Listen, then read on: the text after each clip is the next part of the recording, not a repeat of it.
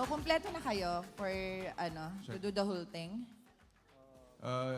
Yung J-Crisis kompleto na. Sindaw, I think, is almost complete.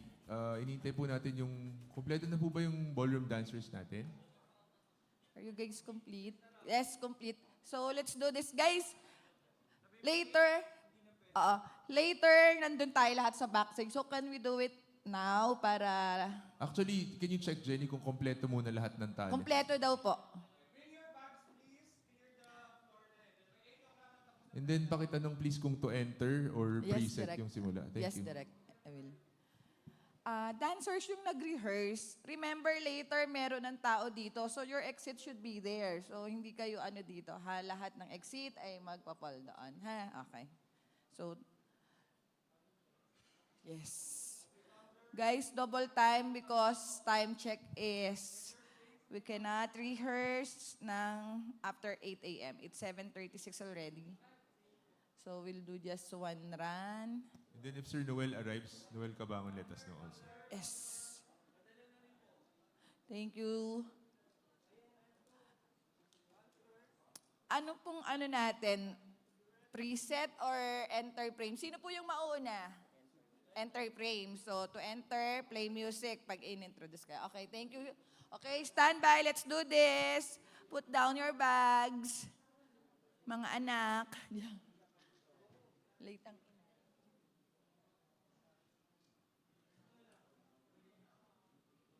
Okay, tell me anytime you're ready.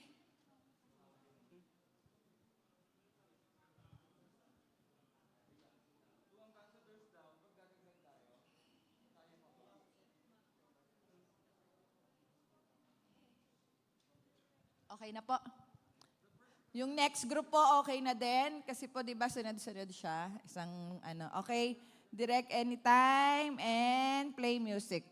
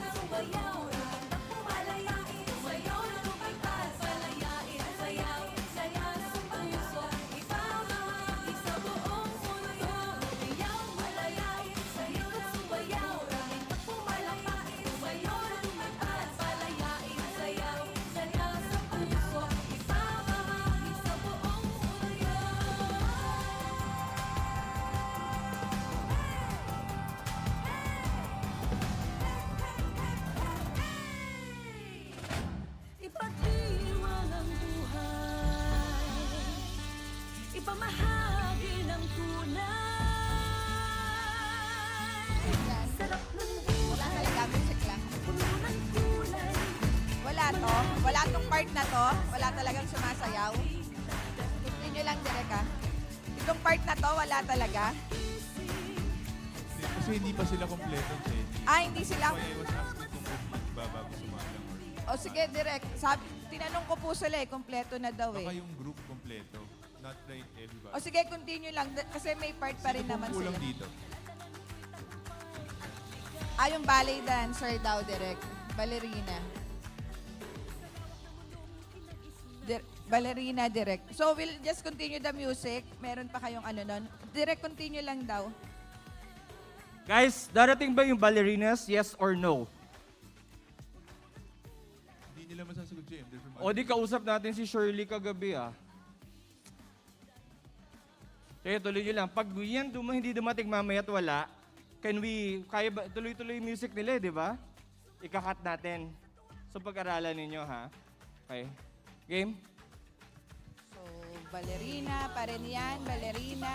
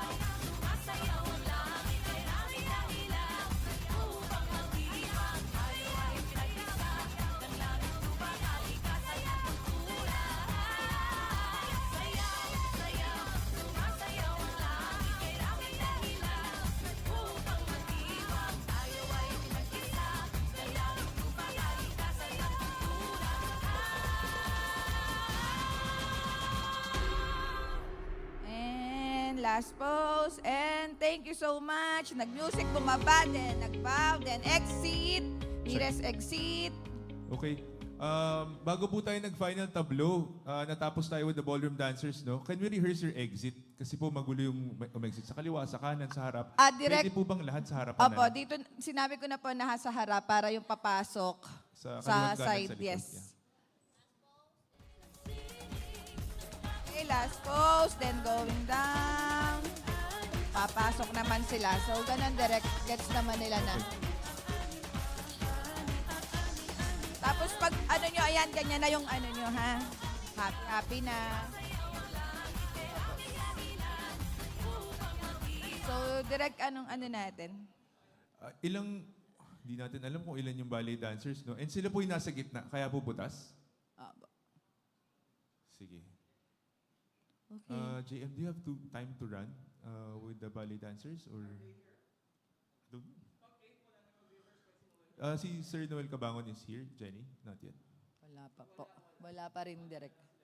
Sige, maraming salamat guys. Gusto niyo ba ng isa pang run or Good na. you're comfortable with it na? Good na. Okay. So early, no? Mga hindi pa naka-smile.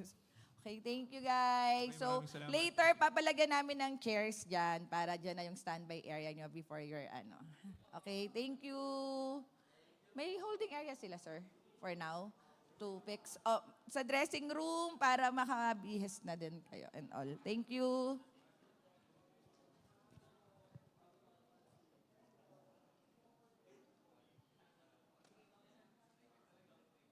Guys, magpa-request na kayo ng maraming upuan din sa likod, sa backstage, sa bangkete, para kayo sa talents. Saka may tubig naman doon, di ba? So for now, we're just waiting for Sir Noel. Audio, standby tayo dun sa gamit ni Sir Noel, mic stand, saka yung PL.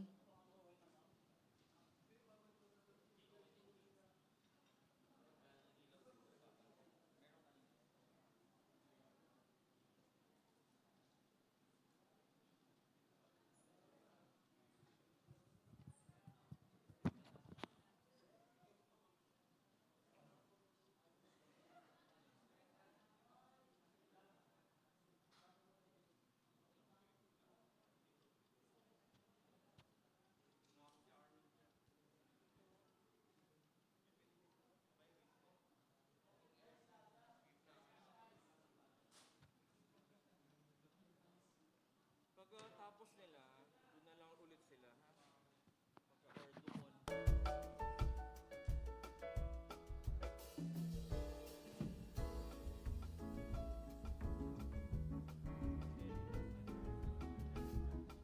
We don't have jelly yet.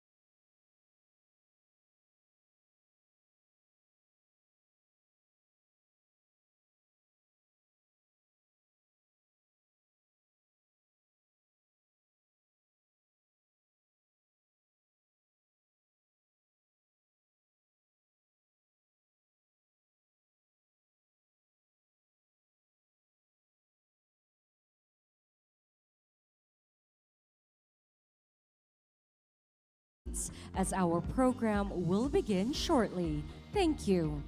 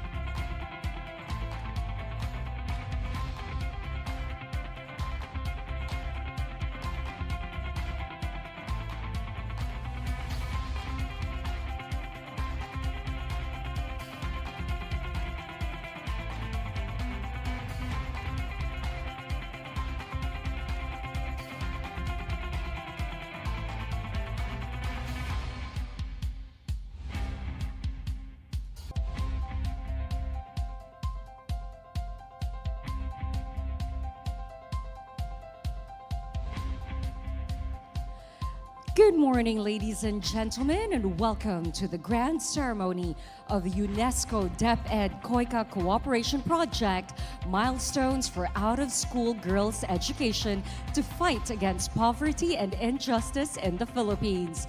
You may settle down on your seats as we are about to begin. Thank you.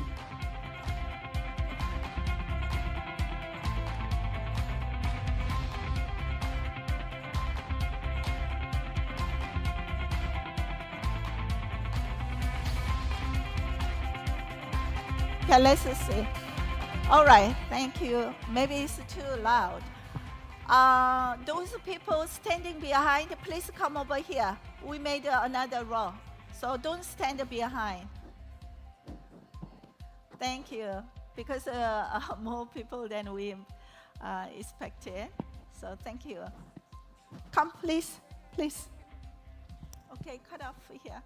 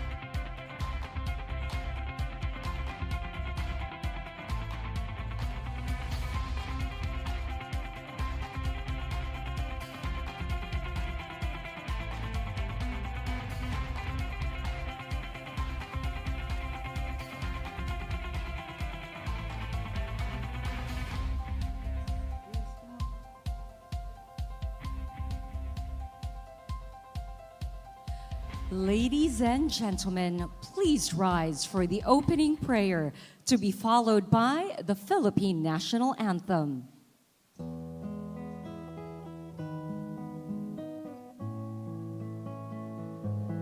Creator of the heaven and the universe, you are worthy of our praises. In you alone we pray and submit ourselves, for we are nothing without you. We humbly ask for your forgiveness and mercy. We gather here today with the intent of doing good in thy name. Guide us to always take the right path. May our efforts be blessed with insights, understanding, wisdom, and respect for all. May our deep faith in you give us strength to act honestly and well in all matters before us, as you enable us to empower education, justice, and the fight against poverty. Amen. Please remain standing for the Philippine National Anthem. Mga kababayan, ang pambansang awit ng Pilipinas.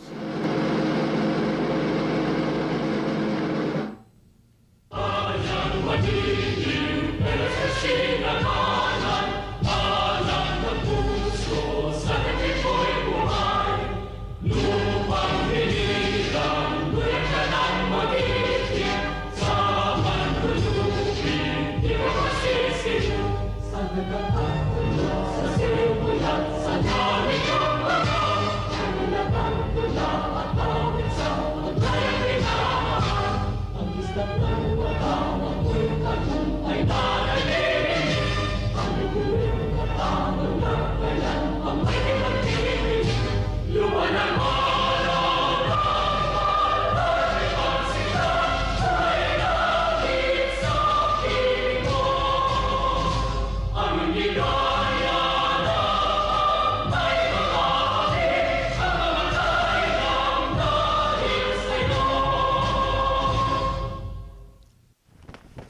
now be seated.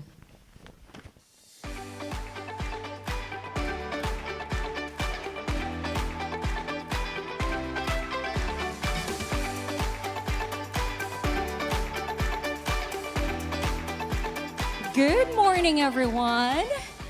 Good morning, ladies and gentlemen. How is everybody doing this fine Friday morning?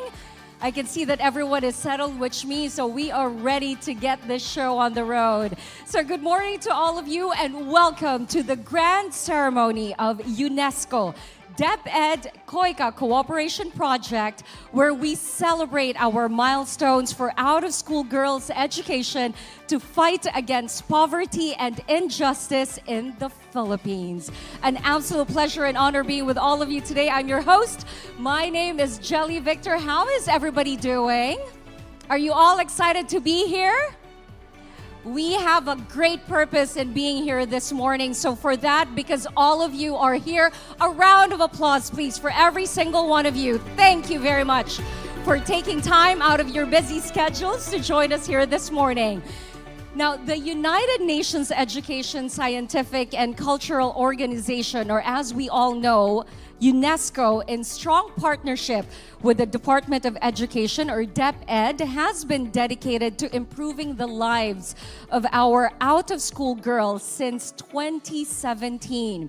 Now, their mission is to enhance the quality of life for young women in poverty, especially those enrolled in the National Alternative Learning System, or the ALS.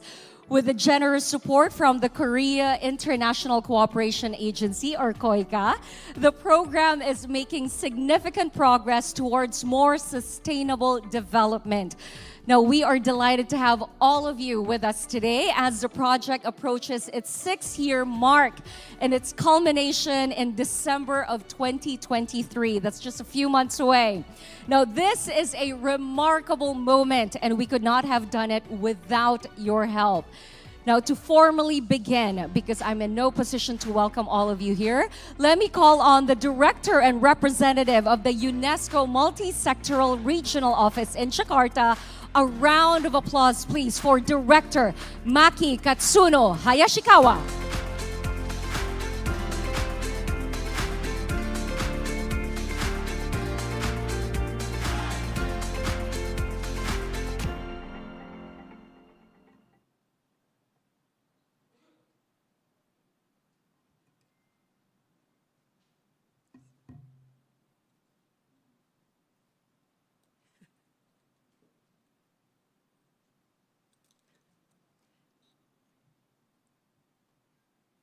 Excuse me, old age.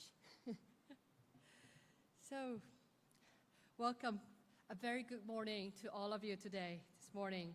My name is Maki Hayashikawa, and I'm the Director Representative of UNESCO based in Jakarta.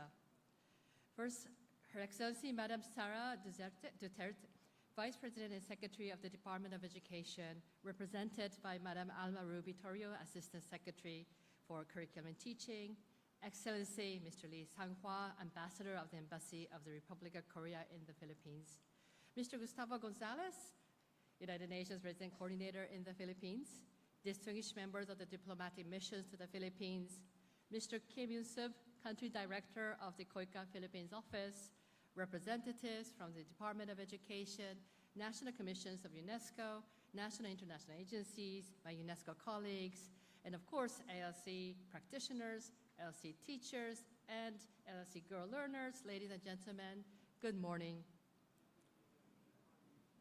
It is a great pleasure and honor for me to join you this morning to warmly welcome everyone to this grand ceremony to jointly celebrate the key milestones of the UNESCO DepEd KOICA Cooperation Project, out-of-school girls' education to fight against poverty and injustice in the Philippines. This project, which was launched 6 years ago already, is one of the most important flagship initiatives for UNESCO Jakarta to this date.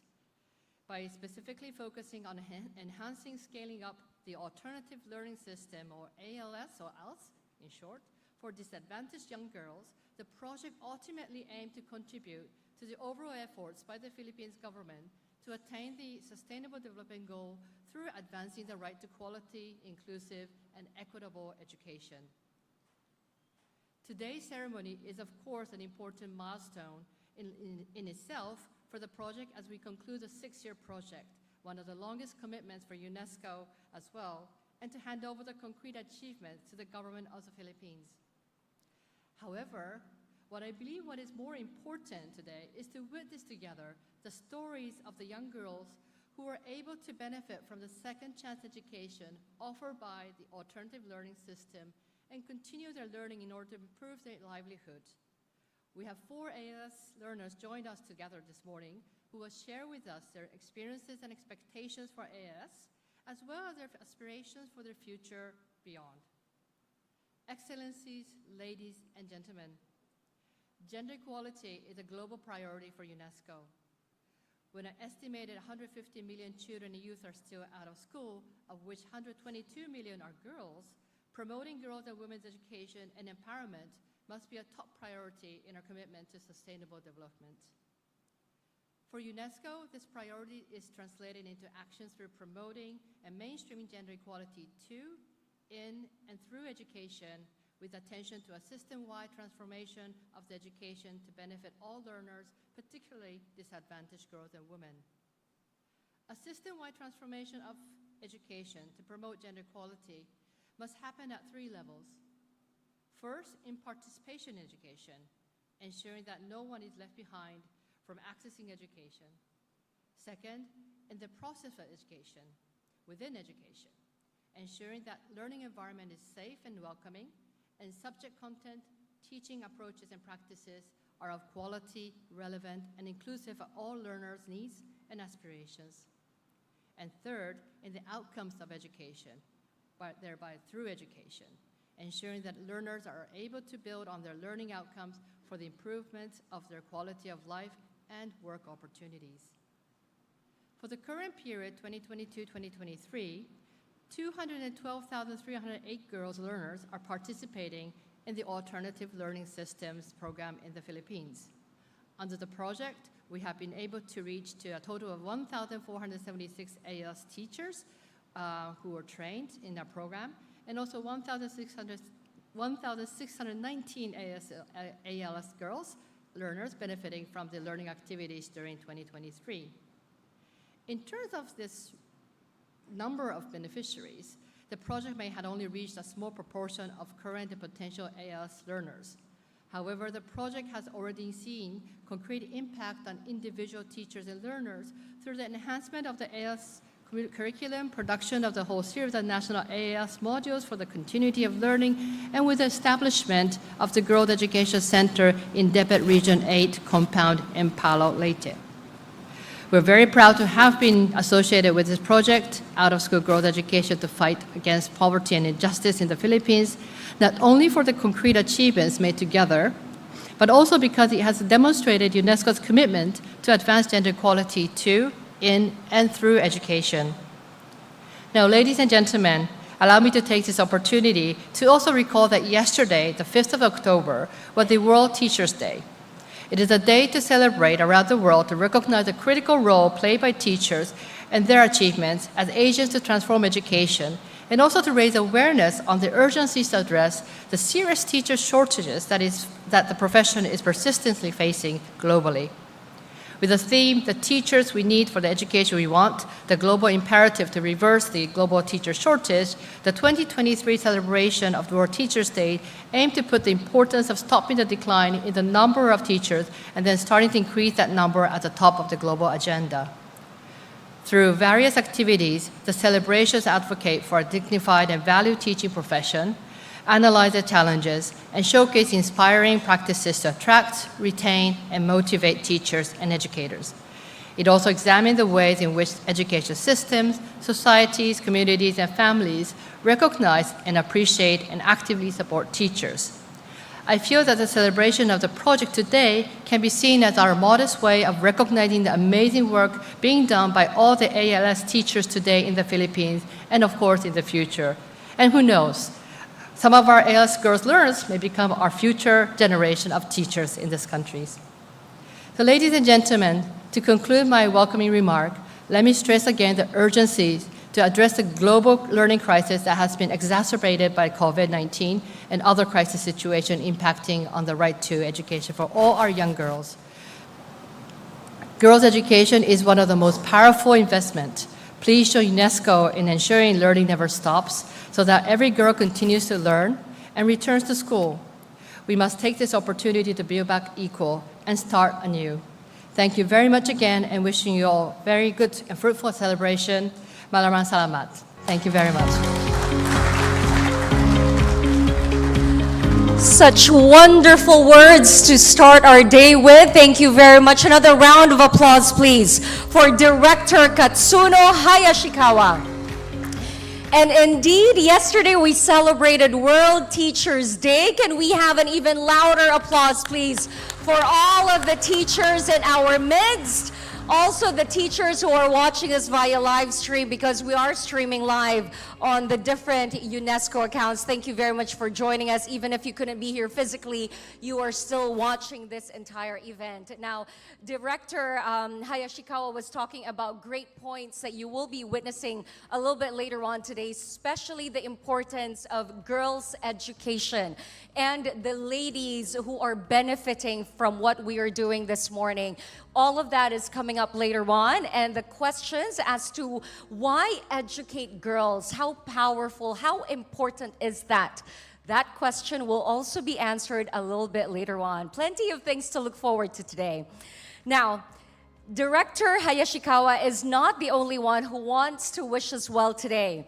We also have some words from the Korean government, who I mentioned earlier, generously supported this project through KOICA. Please give a warm round of applause to the Ambassador of the Republic of Korea to the Philippines, His Excellency Lee Yi-sang-hwa.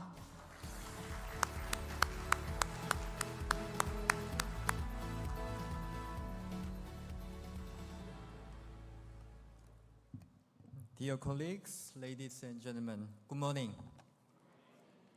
I'm pleased to stand before you today as we gather to celebrate a milestone in the UNESCO DepEd KOICA Trilateral Cooperation Project, Better Life for Out-of-School Girls, to fight against poverty and injustice in the Philippines.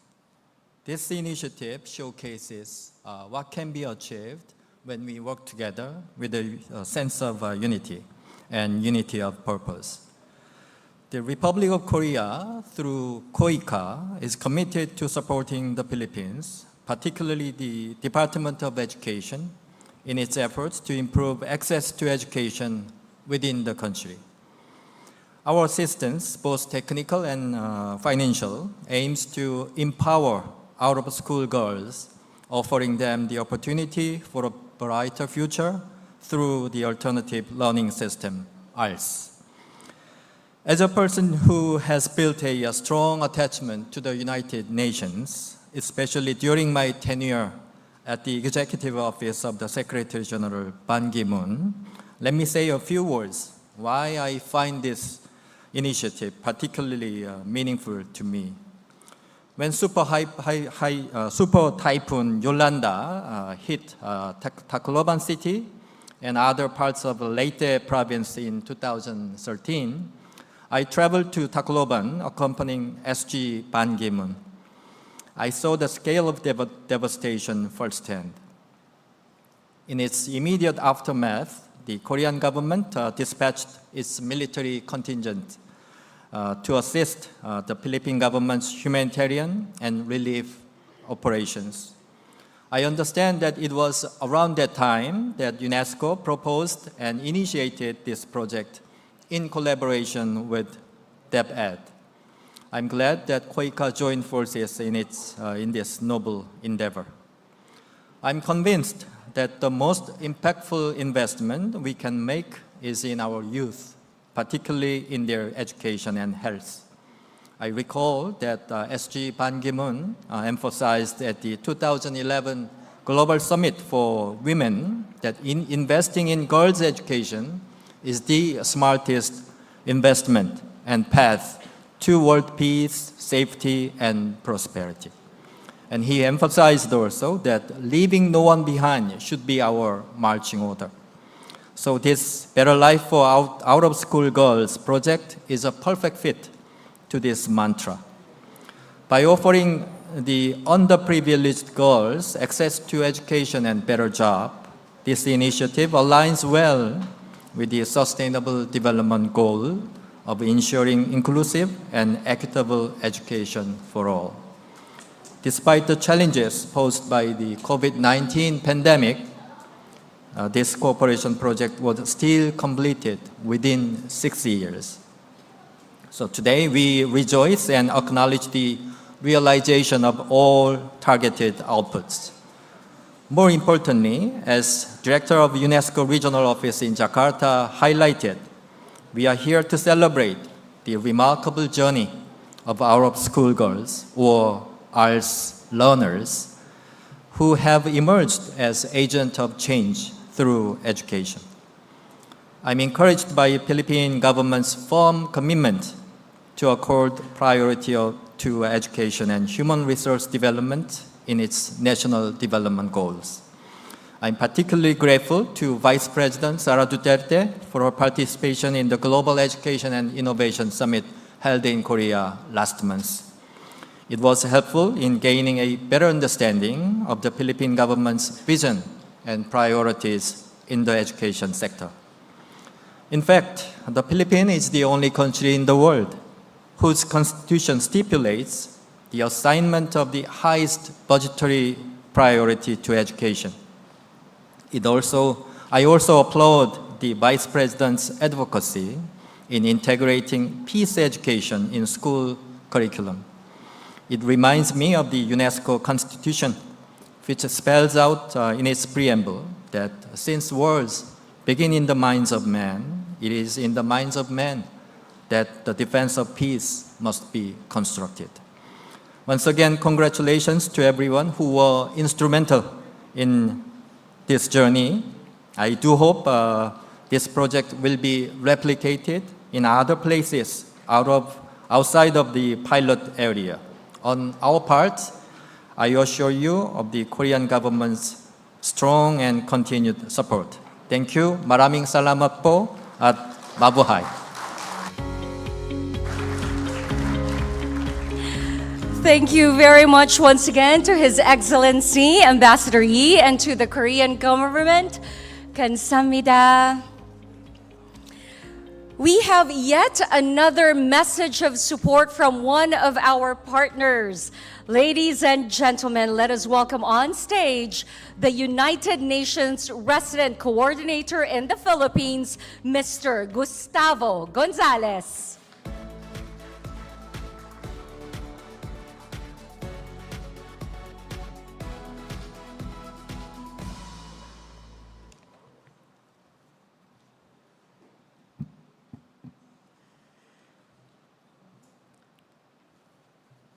Assistant Secretary Alma Torio, Ambassador Lee Sang-hwa, Director of KOICA, Eun-Sup Kim, Regional Director of UNESCO, Maki Katsuno, other partners, representatives from the Department of Education, my dear colleagues from the UN country team. I see also delegation from Brunei and Indonesia. Magandang umaga po sa inyo lahat. Good morning. I must confess that it's quite difficult to convey a speech when you are almost at the end of the list of speakers because, everything has been highlighted from the UNESCO perspective, from the Republic of Korea's perspective. So I will try to bring more context to this project that I consider a very good model to be replicated in the Philippines, and I'm sure that the Philippines can make the most of this initiative by bringing this project to the world. As you know, just a few weeks ago, we had a very important summit in New York. that was conveyed by the UN Secretary General, a summit on the SDGs, because we are we are in the middle of this Sustainable Development Goals agenda. Was launched in 2015, and we have this very complex and challenging horizon of 2030. So a number of leaders were there, head of states. In the case of the Philippines, the Secretary of Foreign Affairs, Enrique Manalo, was in New York, and all of them, they were assessing progress on the SDGs. And as you know, as a result of what we call now the polycrisis, this combination of a number of shocks that we have, the COVID-19, the refugee crisis, conflicts in the world, everything that today we present as the polycrisis, affected the SDGs, and affected the SDGs in this region. You know, the last report that we have from the United Nations in the region, if we keep the same pace as now,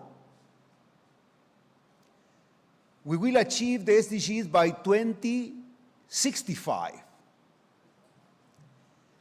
So I don't think that now we need to start talking about Agenda 2065. So the idea is to keep focused and all our energy on the 2030. And if you try to understand the SDGs and say, can you please explain the SDGs in 2 words? And in my case, I think that there are 2 key elements on the SDGs, the Sustainable Development Goals. Number 1 is the first time that humanity has a collective development agenda. First time in human history. And what we know is that all of these SDGs, they are interrelated. For me, this is an important element, when you deal with education, justice, defense, the recognition that the SDGs is all of these interrelationships. So you cannot address poverty without addressing inequality. You cannot address peace without strong institutions. You cannot protect the environment without responsible production and consumption. So this is one thing. But there is another way of understanding the SDGs. And this is the one that I prefer as a UN practitioner. Is this strong emphasis on leaving no one behind. This is a fundamental principle that is guiding all our investment. And leaving no one behind is not just a technical exercise. Of course that we need a statistic. Who are the left behind? I think that for members of the Department of Education, this is a daily concern. You need to conduct assessment, statistic, go to those areas, for example, as the ambassador mentioned, affected by super typhoons. But it's fundamentally a political decision. Determining or identifying the left behind is also a political decision. Extremely strategic when you are, let's say, a decision maker. Who are those left behind? And it's a technical discussion, as I said, it's sometimes an ideological discussion, recognizing who are those left behind. And this is the most interesting part of the Sustainable Development Goals. Because it's by defining the left behind that we apply our principles, that we take a position, and that we decide. Like the government, and in this case, KOICA, the Department of Korea, in investing in girls out of school. There is no justification of this investment if there is not behind this principle of inclusive development. And this is the most important part of this project. For me, is a very strategic and a role model project, the one that we are celebrating today. Defining the left behinds and making sure that they will not be out of the development dividends, as I mentioned, is a fundamental technical, political, and partnership task, which of course should be supported by the UN, because in some way we have a responsibility in keeping active this Sustainable Development Goals agenda. And the project that we celebrate today is, as I said, an extraordinary good example of such investment in leaving no one behind. It is a project, as was presented by the previous speakers, to improve the quality of life of girls impacted by poverty, particularly for out-of-school girls registered in alternative learning system. And I was discussing with my dear colleague Alma on this investment of the Department of Education, no? when it comes to alternative learning system. In other words, this project is supporting the SDGs, but is also reinforcing the right to education, the right to a job, and of course, the right to a better future. The project is also a remarkable example of partnership. Let me just frame it as a tripartite partnership. These three flags, we have three flags there. This is a fantastic example where the government is setting the direction, is determining what is the strategic priority. A close friend of the Philippines, the Republic of Korea, that is supporting this engagement because they are doing the same in their country. And the UN, represented by UNESCO in this project, that our role is a very humble role of bringing knowledge. You know, we represent the largest community of knowledge in the world, and we are proud of that. And we bring this experience, this knowledge. And I hope, as I said, and I look at the regional director of UNESCO, that this project will be a model from the Philippines to the rest of the world. And I look at my colleagues from Brunei and Indonesia there. So I'm happy that you will bring this experience to your countries. So a good example of partnership. So dear colleagues and friends, on behalf of the United Nations, I would like to congratulate the Department of Education for its vision and trust in the UN, the Korea International Cooperation Agency that is expanding support in the Philippines. Thank you for your trust on the UN. And UNESCO, of course, for this timely investment. We have a 6-year cycle, and we have today all the elements of a successful project on the establishment of this Girls' Education Center that is located, not here, it's not in this area, is located in the compound of the Department of Education Regional Office 8, Barangay Candaung Palo, Leyte, in Leyte. So with all of this achievement, again, congratulations to this tripartite partnership. Great milestones, great support from Korea, the trust of the Korea International Cooperation Agency, and the valuable support from UNESCO. What is interesting in this project is that by investing in education and making sure that girls out of school, they are part of the development agenda, at the same time we are addressing other challenges like adolescents' pregnancy and early marriage. You know that the government of the Philippines is taking a strong action on that.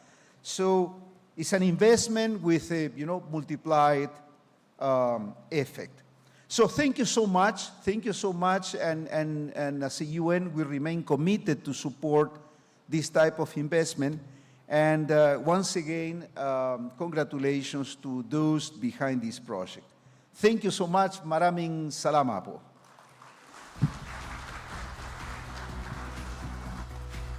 And thank you as well to you for the very kind and inspiring words, Mr. Gonzalez. And as we settle back down, it is now time to hear from our partner in implementing the project. May I call on stage, representing the Department of Education Secretary and Vice President of the Philippines, Her Excellency Sara Duterte. We have the Assistant Secretary for Curriculum and Teaching, Dr. Alma Ruby Torrio.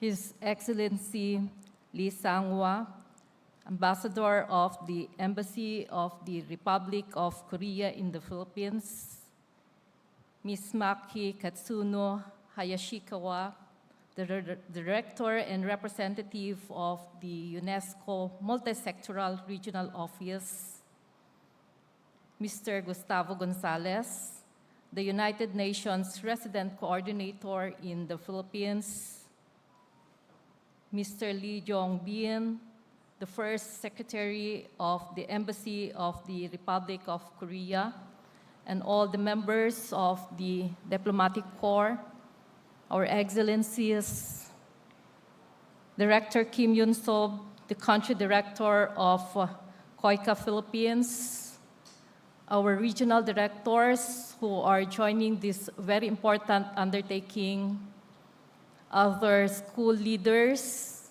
my colleagues at the central office. Of course, I would like to give a special mention to our focal for this project. We have with us the Director 3 of the Bureau of Alternative Education, Direct Lynn Padillo, all our ALS advocates, DepEd stakeholders. Of course, I would like to give a special mention to our ALS learners. My friends, everyone, ladies and gentlemen, magandang umaga po sa inyong lahat. Good morning. You know how I feel right now after listening to our previous speakers. The very warm welcome of Ms. Maki, and of course, that very excellent, very comprehensive remarks of His Excellency Lee Sang-hwa and Mr. Gustavo Gonzalez. But please allow me to supplement all those nice messages before we formally open this event. And so, ladies and gentlemen, again, we say that the Department of Education is responsible for delivering basic education.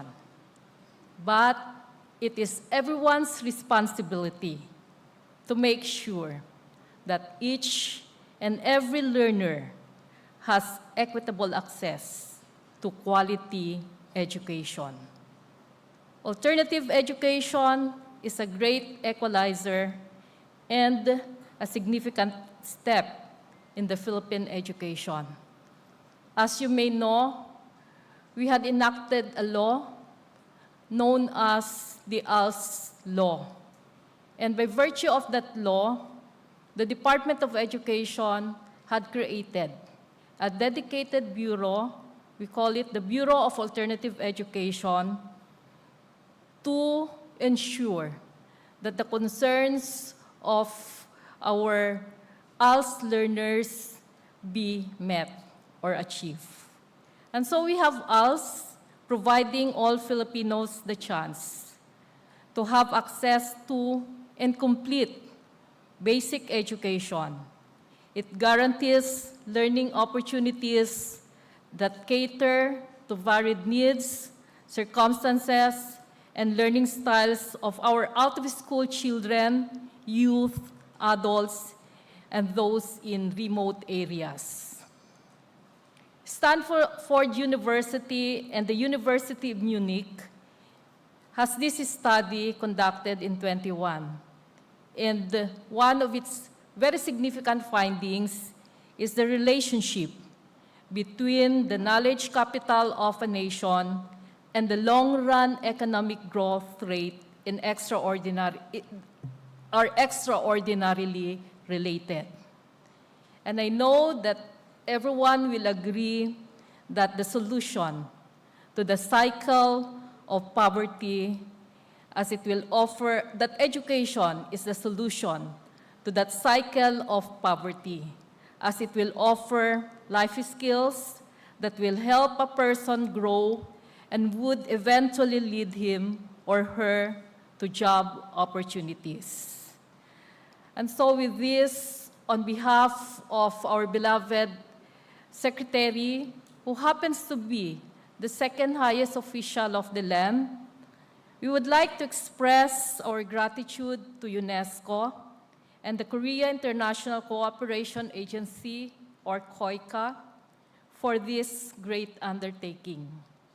Thank you for your partnership with DepEd to support the National Alternative Learning System program. Thank you for your project, The Better Life for Our Out-of-School Girls, to fight against poverty and injustice in the Philippines.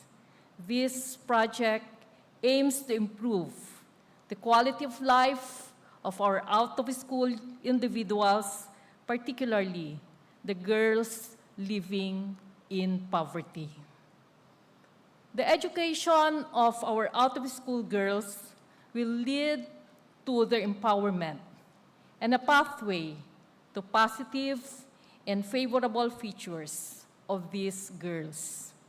This project will yield gender equality. Girls, women are essential part of our country's human capital, as they will contribute to community development. Educating the out-of-school girls is not just a goal, but a strategy to battle poverty. UNESCO, DepEd, and KOICA's collaboration yielded great fruits. And so later, we will be listening to the champion stories of our ALS learners. And as we listen, may their stories inspire all of us and recognize the importance and power of education. And so this project, Better Life for Out-of-School Girls to Fight Against Poverty and Injustice in the Philippines, is approaching to its end. But let us continue the inclusion of out-of-school youth, particularly the girls. Inclusivity reduces education inequality. Investing in education will enable them to become leaders, decision makers, and prime movers. So together, let us continue to break down hurdles and ensure that education is a powerful driving force for positive change. Let us remember the important role of the alternative learning system in shaping a better, brighter, and bolder future of our country, especially our women. And at this juncture, may I invite your attention and let us listen to the special message prepared for all of us by our beloved Vice President and Secretary, Ma'am Sara Inday Duterte. Maraming salamat po.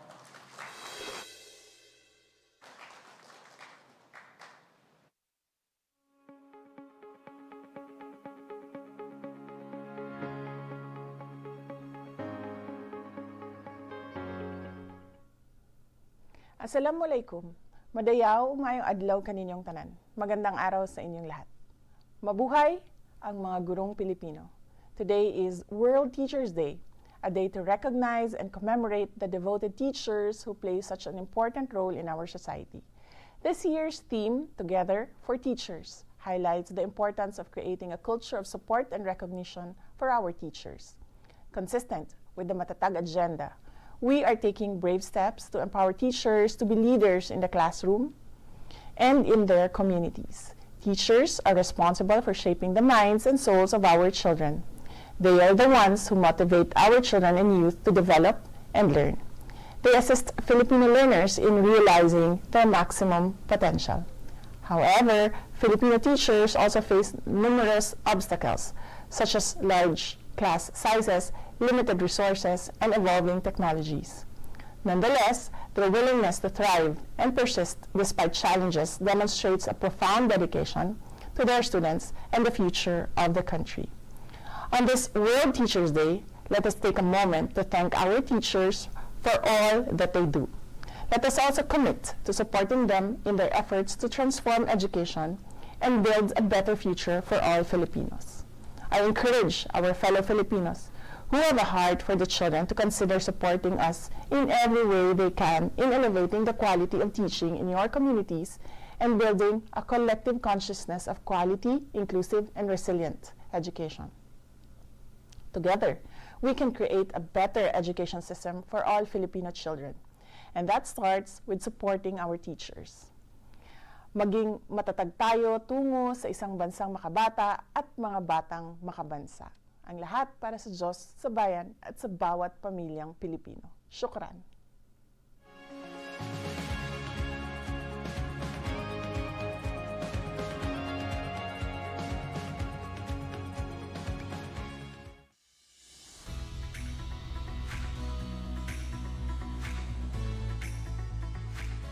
Thank you very much to our Vice President and DepEd Secretary Duterte, and thank you as well to Dr. Torio. May I now call back on stage Director Katsuno Hayashikawa. Dr. Torio, please join us on stage once again. Ambassador Yi and Mr. Gonzalez for the formal opening of the event.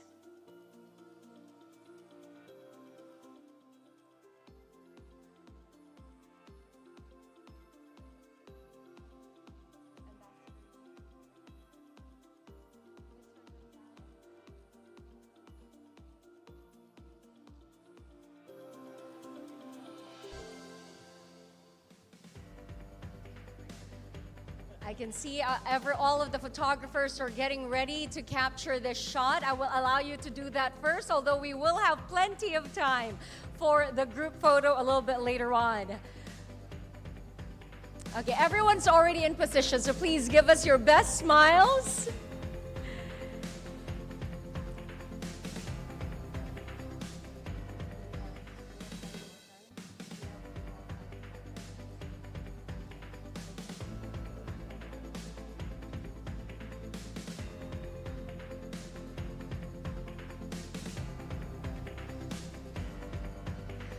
To those watching us on the live stream of UNESCO, we are about to witness the formal opening of our event.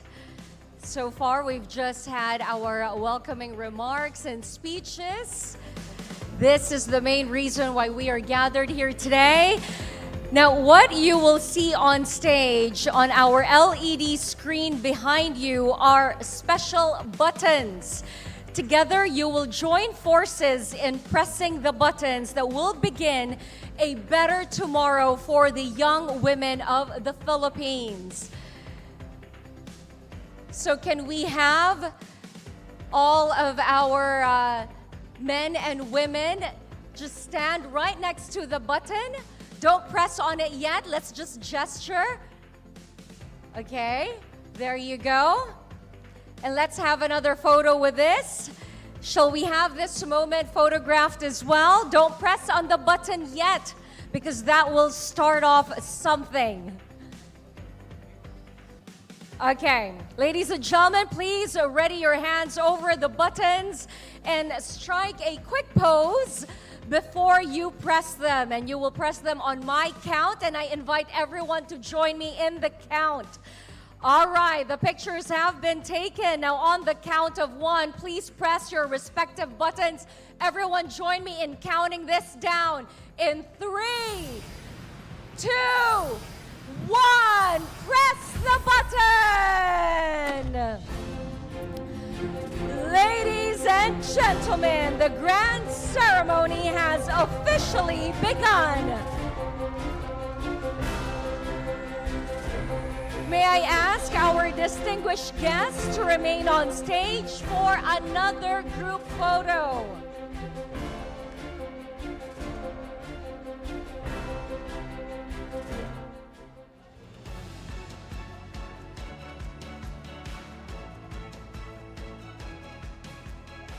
Another photo now that we have officially opened.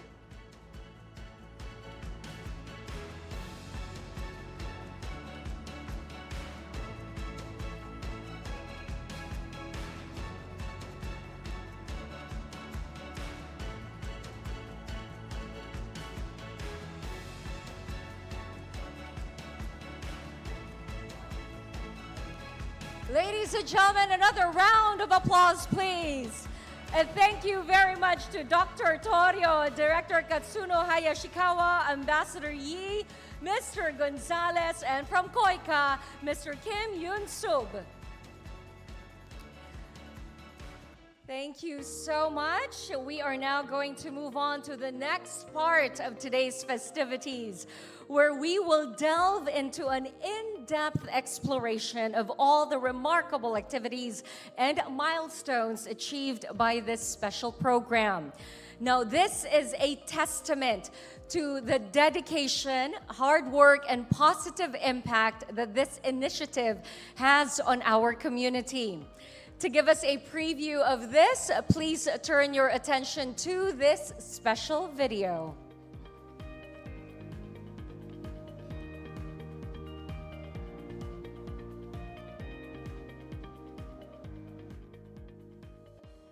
Life as an ALS mobile teacher is very challenging for me because it's very different from formal education. Kasi sa ALS kasi, yung learners mo kasi nasa iba't ibang lugar. So ikaw yung pumupunta sa kanila. Kailangan kong sumakay ng habal-habal. Hindi ako pinapayagan ng school na pumupunta doon ako lang mag-isa kasi delikado nga siya. Kasi tubuhan at saka yung palayan.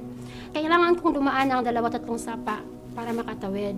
Kailangan mong pumunta doon kasi alam mo may naghihintay sa iyo ng mga learners, may mga taong naghihintay na syempre may mga pangarap din sila sa buhay. One of the challenges I encountered also yung pag-sustain ng attendance ng mga bata, ng mga learners ko, lalo na yung mga working learners ko.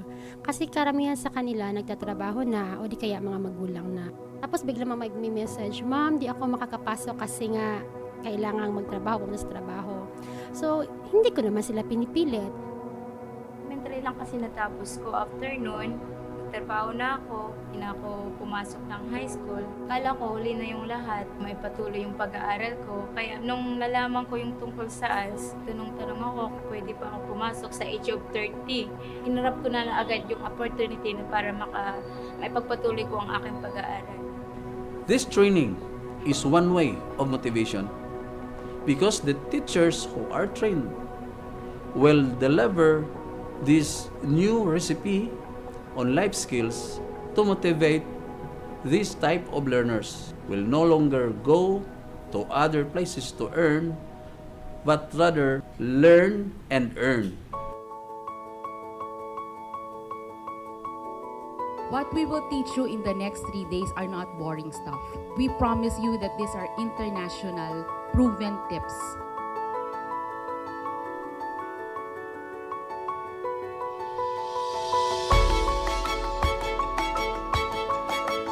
Kung wala ka kasing financial goals, hindi mo alam kung saan dapat itutok yung pera mo, kaya waldas-waldas lang. Ang nangyayari po sa atin minsan, kaya po hindi natin nadidirect yung pera natin. Hindi natin alam kung saan natin kasi gustong dalahin. Ito na kaya yung sagot sa mga problema ko when it comes to finances. Kasi napaka-poor ko talaga when it comes to finances. Na yung hirap akong mag-budget, doon pa lang mismo sa diagnostic, na-find out ko talaga na wala pala akong saving. Tapos yung income ko pala is just enough for our monthly expenses. Or although balance lang yung income ko doon sa mga expenses ko, but good thing is, pwede pala akong magkaroon ng extra income. Yung training namin about sa financial literacy, malaking tulong sa akin kasi natuto ako kung paano budgetin yung pera na hindi puro gastos dito, puro gastos doon. Dapat naroon din tayong magtipid. Bala ko siyang i-apply sa buhay ko para naman na-set ko na financial goal para sa sarili ko, maabot ko. Actually, malaki siyang tulong kasi para sa katulad naming mga nag-drop na out of formal school, tapos nag-enroll ng ALS, meron pa rin kaming mapupuntahan. Nakikita ko na my learners na nasisharean ko ng mga skills at knowledge ng life skills training na to, they will be a productive and a useful citizen in the community.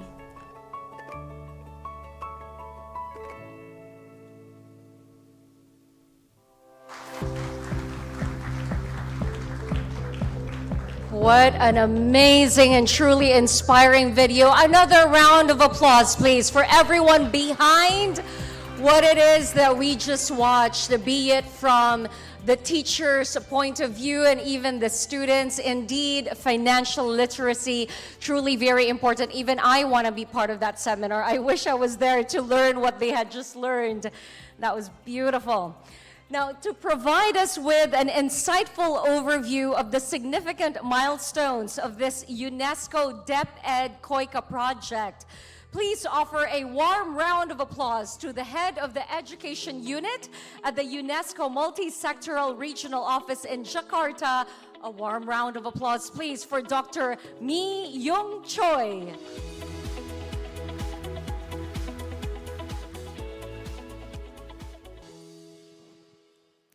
Magandang umaga. Very good morning to you. Oh, I feel like a very professional with this microphone.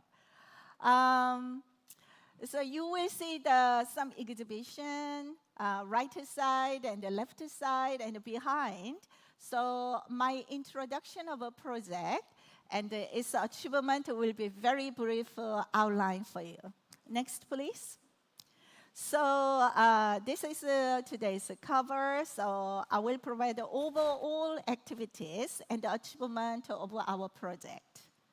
Next. This is a project outline. So this project started in 2017. So now it's 2023, so it's nearly for 6 years. So it's not a short time. It was considerably a long journey for us, not only for UNESCO, but with the Department of Education and with generous support from Korean government, the Republic of Korea, through COICA. So the geographical scope is national. When you hear Department of Region 8, that is the piloting area. So we have a piloting area, and then this ALS level, the alternative learning system, we targeted the inequivalent level of junior high school. Sometimes people call it middle school. So from the grade 7 to grade 9, 7, 8, 9. And direct beneficiaries are ALS girls learners and the ALS teachers. Actually, at the beginning of this ALS program, there was ALS coordinators as well. So over the last 6 years, the system has changed, and then now we call ALS coordinators and the teachers as just one umbrella of ALS teachers. Next, please. So when you see the activities, major activities are 4. So you can see the first activity is establishment of Girls Education Center, which is very unique. This is for the sustainability, because once the project has finished, of course, we cannot build all of the region's girls' education center, but as a piloting area, we wanted to see how it is operated, how we can provide those kind of IELTS girls programs. And then second one is more likely national education system advancement. So we have been working in close partnership with the Department of Education with very distinctive outputs, such as IELTS curriculum version 2.0, which was very urgent for everybody, and IELTS modules. This is teaching materials and the learning materials. Some of you might realize the situation in IELTS centers. Many of our students still need a lot of materials, but the reality was not sufficient. So this is a very necessary and urgent output. We are very proud of it. Later on, you will see this developed IELTS modules for teachers and the student right side. So please do not worry about it. You will see the concrete outputs in your first hands. And then the third one is we call it TOS and ART. That is the quality insurance as well. And then also that is for, we call it A and E test. So it's a kind of a certification, as you know, when the girls have dropped out from the schools. If they wanted to continue their learning opportunity, they need qualification. So after they have passed the A and the E test, such as junior high school certification, high school certification, they can enter the university. So it is a really second life of opportunity to change their life quality, and you will hear after my presentation the testimonies, so you will see. And then third and the fourth are mainly trainings. So that is targeted IELTS teachers and the IELTS students. And then the classrooms, I mean the IELTS classrooms are mainly two different subjects. One is for newly developed IELTS modules. You can see the 2.2 IELTS modules. So we provided some kind of, likewise formal school, we teach them to make better remarks to pass A and E test. And then the other one is life skills. As you saw very quickly in the video, life skills are very necessary for everyday quality of lives. I will provide more details in the following slide. Next, please. So I'm going to follow up project achievement with a little bit more details. Next, please. So activity one. This one is for the Girls Education Center with the 2 stories and 864 square meters. Maybe you are not visualize how much it is big, so you will see the details left side of exhibition booths later on. So next, please. I just put the more photos, but more details, historical photos will be displayed there. And then next. For your information, these 2-story buildings are very unique in comparison with the other regions' IELTS centers. It has 2 stories, and the first story, first floor, we have a library, training room, wellness room. You might notice that some of IELTS learners, when they were in the trainings, many of them brought their babies because of the reality. So we put the wellness room as well, and of course, sometimes they need food for their energy, so cafeteria with a kitchen area. And of course, when they come over, we are very welcoming. So there is an exhibition gallery and a reception. Especially the training, cafeteria, and that area, we have a job training the purpose as well. And then you can notice that in the restroom and first floor, second floor, even we have first floor and the second floor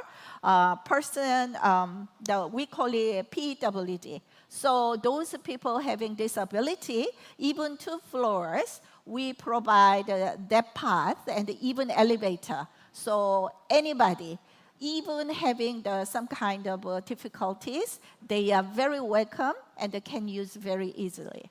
So second floor, we have a science laboratory and the ICT. Nowadays, without ICT literacy, you really have difficulties in learning and daily life as well. So we have it. So teacher's room and the other one is as normal. So if you are interested, please take a time to tour for the exhibition. Next, please. So this is a photo. This is just a snapshot, but we have a video over there as well. So gallery, reception 1, and we have an operational plan. So when the learners comes, they might stay for all day. So they have lockers as well. Next. And then this one is a library. Actually, we made it a very small library right side because IELTS modules are quite a bunch of a volume, 50 sets for teachers, 50 sets for students. So we have a library, and especially for the studying space. Many of the IELTS learners have difficulties studying at home. So we provide a space. And then, as I mentioned, the cafeteria. Next. And then those as students having babies, so we have a wellness room, elevator, and for the powerhouse as well. Next one. And then this is a second floor rooms, including science laboratory, classroom. Next one, I think I have one more, the photos. Next, please. So when you see that ICT method laboratory, even we have occupied the portable laptops. So they can study there. In case of their need, they can rent it as well. So it is a full support. Next. So this is activity 2. As I told you, this project has 2 in parallel paths. One is advancement of national system. So we have IELTS curriculum version 2, and then we have IELTS modules. We entitled IELTS teachers guidebooks and the IELTS student workbooks. So they are displayed over there. And then we had a TOS. And then in 2021, as you know, we were struggling during the COVID-19. So most of this one is through the virtual meeting and the discussion. Next, please. And then even for the advancement of IELTS national system, we had the benchmarking the program in Korea. Next, please. So some of we could not put every list of that one, but like Philippines Department of Education, we have the close partnership Ministry of Education and all of the national commissions and some of the university from the Philippine side, and then even the NGO, and then the Republic of Korea. We have a very distinguishable universities and national institute, and then even Seoul-Politan City education one. And then the Korean Education and Development Institute, KEDI, especially for the development of IELTS modules at the national level of standard and quality. Next, please. So this one is, I want to touch upon this one. Regarding the numbers, that is for just your information. But when you see the ICE modules, there are, we call it 6+1 strength, so LS. It's like a subject within the formal education. That is a really remarkable achievement, especially on the Department of Education. First time we made this kind of strength very clearly and converted it into modules as the teaching. So it's national materials. This is the sustainability of this project because it will impact it for the long period. So communication skills, sciences, critical thinking skills, mathematics problem skills, life and career, understanding of self and society, and lastly, digital citizenship. When you see the life skills, I would like to stress on, because you will hear the testimony. Many of our students, of course, they appreciated the training on the modules, but at the same time, they really loved, enjoyed the life skills because they need a financial literacy, so they need self-financial management because every day is a hardship. Even sometimes only $1 equivalent or $2. So income, and then many times they spend on. But after this training, they could think theoretically and practically. So it really affected their life, daily life skills. So we are very proud of, and we are very thankful to the Department of Education and all of the implementation partners. Okay, next one. So this is just a photo, but you will see the video, the right side and the left side. Okay, next one. Let's speed up. And then this is a capacity building, and then many of the classroom, we fully engaged by the ASA students. Next. So this is my last one. So more than anything, this is not only for the long journey. Probably there's more than 1,000 ISA students and ISA teachers. I would like to express my sincere thanks to them more than any others because they really willing to change their life of qualities, and many of them really expressed their strong desire to study and to have a different, another second opportunity in spite of their challenges at home. So I admire them, and then that drives me to promote this project. So thank you so much, and then salamat po. Thank you. Thank you very much, Dr. Choi. Later on today, please find time in your schedule to go around the exhibit. You've already seen several of the pictures in the video, but you know, this one will tell a completely different story. So please take time out. Make sure that you factor it into your schedule while you are all out here. And Dr. Choi also talked about the ladies, the girls who had this deep passion to learn, to educate themselves and to have a different kind of life, to have opportunities for themselves. We are going to be hearing from those ladies in just a little bit. Now, UNESCO, as you may have already noticed, has undeniably played a crucial role in improving the lives of young Filipino women through the assistance of this program. Can we have another round of applause, please, for all that UNESCO does? Thank you very much. Especially for the women. And speaking of women, I just want to point out to you a tidbit of information. The beautiful beaded lace that goes with your name badges, the one that is around your neck right now. Thank you very much, ladies, for taking a look at what it is I'm talking about. Those were made by a community of single mothers and their children. So even by pre-confirming and attending this event, your mere presence here this morning for confirming and letting us know that you want to be a part of that, of this event, you have already supported Filipino women. So can you give yourselves a round of applause, please? Bravo to everyone present here this morning. Now, the impact of this project would be best understood with stories. We will hear real stories shared to us by the two of the many beneficiaries of this program who are with us today. Let us all welcome one of them, ALS learner, Miss Jenilyn Tubil.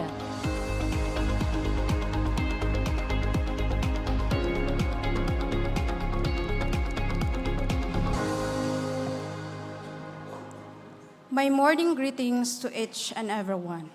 I am Jenilyn V. Tubil, a passer of the Presentation Portfolio Assessment Batch 2019. Currently, I am a student of Asian Development Foundation College of Tacloban City, taking up Diploma in Hospitality Management. My story began with a simple recollection, why I wasn't able to finish my basic education in the formal school system. I was born in Negros Oriental. After graduating from grade school, I started working at the age of 12. Then went to Manila and with my auntie, became a worker as a house helper. Then met my boyfriend and became pregnant at age of 16. But our relationship didn't work well. So I went back in my hometown in Negros Oriental. Again, I felt things don't go so well for me. I was desperate and committed suicide to end my life. One day, my parent brought me to Tacloban for a vacation. It seems my life in Tacloban had turned into something different. While enrolling my child in San Jose Elementary School, it was this time that I learned about the alternative learning system. At first, I was so hesitant and thought it wouldn't help me at all. I did ask some of those who were ahead of me on what else was all about, how the classes will be conducted, it is daily or just in the regular school. How about the teachers? I did lose hope just like the others, felt contented of what I have. But when I engaged in the alternative learning system, I sensed I was born in a new dimension. It uplifts my morale having had to process that another chance. Another chapter of my life was open. Yes, it's not easy to go to the learning center, complying the modules, attending classes, and at the same time, working to meet our means. But I did realize that I must not waste any opportunity. I should not wasting any change in order to fulfill my dreams and ambition. Life being an ALS learner was not easy, but my sacrifices paid off. I am grateful to my ALS teacher, Miss Asuncion M. Torino, for always inspiring and encouraging us not to stop, but to continue doing good. Yes, not only my teacher, but all ALS teachers, since each one of you, through your dedications and commitments, your simple deeds transformed us and give us hope. And for those who are still yet to join, to build their dreams and aspiration that once just buried now have risen. The ALS unit in the schools division where I belong, who keeps on giving some words of wisdom, inviting successful passers during graduation and moving up ceremony, showing audio, video testaments of passers who are graduates of 4-year courses with flying colors, A and E and PPA passers who are working abroad, and those who are successful in life because of the alternative learning system. Without this program, where are we right now? Where are those lost souls right now? Yes, it's true. As an ALS learner, I am so very grateful of this program, giving me the second chance, giving me another meaning of my life. While enrolled in the ALS, I was one of the learners chosen to attend a financial literacy training sponsored by UNESCO and KOICA. Fortunately, this was one of the short courses I really wanted: how to do budgeting and prioritizing the needs from wants. I started a small business, something like small-time lending. With the help of my brother, I also indulged into buy and sell, particularly dried fish and rice. I look back on those years with gratitude. The training and skills I acquired was very timely, and I was able to keep track and created realistic investment. Through countless late nights in managing my small business, studying my lessons and sacrifices made along the way, I was able to continue my college. But this achievement wasn't just about me anymore. It's now about setting an example for my child, siblings, relatives, and friends, showing them that no matter how tough life gets, determination can lead you towards your dreams. My journey is far from over, but with God, nothing is impossible. I would like to express our heartfelt gratitude towards UNESCO and KOICA for their continued support in empowering ALS learners, particularly young girls. I am forever grateful for the knowledge and skills I acquired.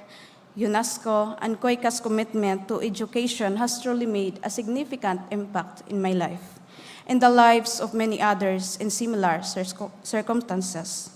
Lucky enough, I am one of them.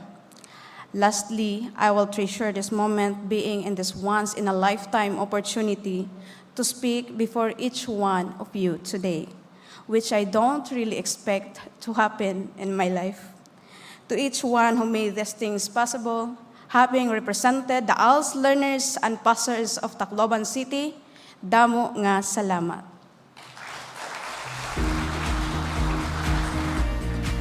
Wow.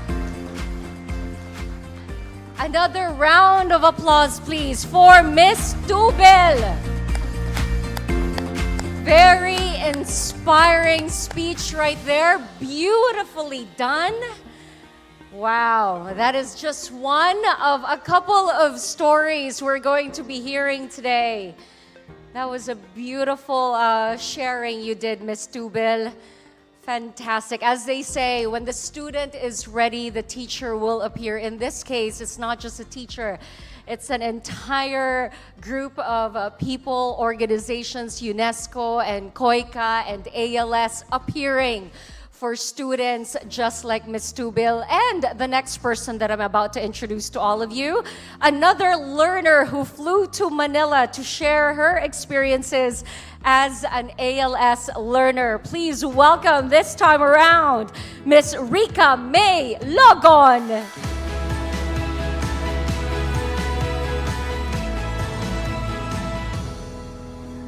So, magandang umaga. Good morning, everyone. Okay.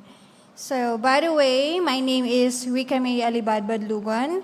I proudly completed my junior high school education through the alternative learning system, which is ALS, during the 2020 and 2021 academic year at Pawing Central School, Palot 3 District, DepEd Leyte Division. Before pursuing on my ALS journey, my life was a series of transitions, constantly moving from one school to another. I was what they called a sardo, a student always at risk of dropping out. I attended several schools in Leyte, including St. Mary's Academy, Leyte National High School, Night-Class, and Palot National High School, to name a few. At the tender age of 19, my life took an unexpected turn as I found myself pregnant, leading to my departure from school. It felt like my education had come to an abrupt halt, leaving me with shattered hopes. However, life has a way of leading us down on an unexpected path, offering us opportunities for redemption and growth. For me, that chance came in the form of ALS, a second shot of education. ALS opened doors to challenging yet immensely rewarding experiences. I had the privilege of participating in a unique learning program focused on entrepreneurial skills for girl learners, conducted by UNESCO COICA in partnership with DepEd. I owe a debt of gratitude to the alternative learning system of the Department of Education. It provided me with a fresh start, allowing me to continue my studies and pursue my dreams. Today, I am elated to announce that ALS paved the way for me to graduate from a formal school. I proudly completed my senior high school education at Pawing National High School with honors in August 2023. Currently, I am a college freshman at Eastern Visayas State University main campus in Tacloban City, pursuing a Bachelor of Science in Office Administration. And additionally, I have the privilege of working at an international business process outsourcing company based in Tacloban City. ALS has made all this possible for me, and I couldn't be more grateful. Today, as I stand before you as a living proof that no obstacle is insurmountable, our circumstances do not define our destinies with unwavering determination, a thirst for knowledge, and belief in oneself, we possess the power to realize our dreams. Education extends far beyond the confines of traditional classrooms. It is a journey woven into every moment of our lives. Embrace every opportunity for learning and growth, no matter how unconventional it may seem. March forth with courage, resilience, and unwavering self-belief. Dare to dream big, follow your passions, and make a lasting impact in the world. The world eagerly awaits for unique gifts and contributions. ALS has allowed me to embark on this incredible journey filled with boundless possibilities for which I am profoundly grateful. So I would like to take this moment to express my heartfelt gratitude to the individuals who have played a vital role in my journey. First and foremost, I extend my deepest appreciation to my ALS teacher, Ms. Jean Espulga, for your unwavering dedication, hard work, and encouragement in effecting positive change in me and my fellow learners. I also wish to thank the Department of Education, Bureau of Alternative Education, and the DepEd Regional Office 8, and the ALS Regional. Your support for the ALS program has transformed the lives of countless learners, including mine. Furthermore, my gratitude extends to the DepEd Leyte Division, for their commitment to education has made a significant impact on our lives.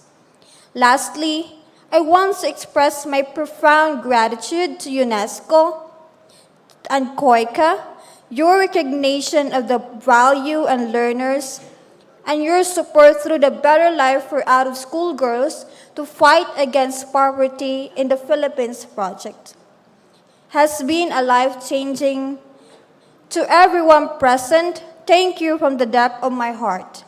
With your unwavering support, I am confident that not only I, but also my fellow recipients of this project will hold the college diplomas, continue to thrive, and succeed in life. So we look forward to living a blissful lives in the coming years. Thank you, and to God be all the glory.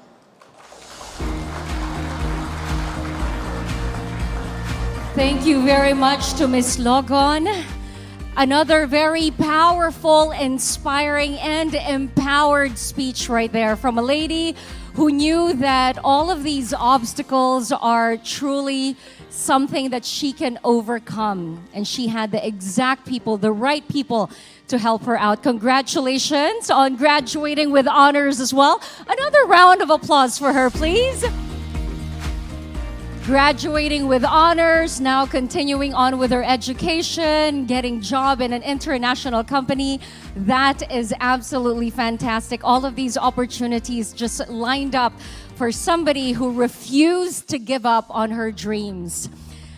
Ladies and gentlemen, right now it's only been just an hour and we have heard quite a lot of milestones already.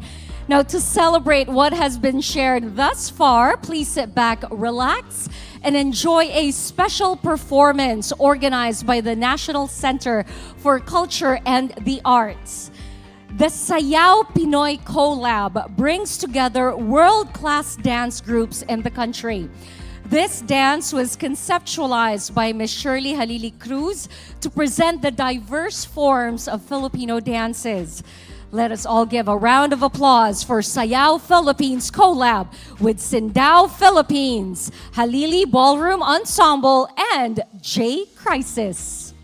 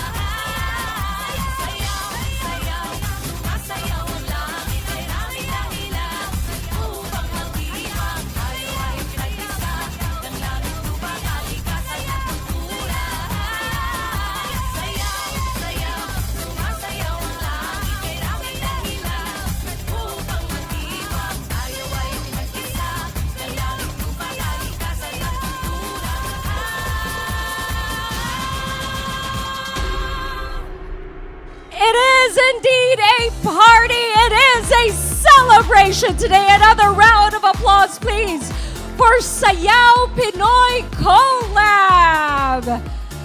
I don't know about you, but I think that truly deserves an even louder applause. Please put your hands together for Sayaw Pinoy Collab.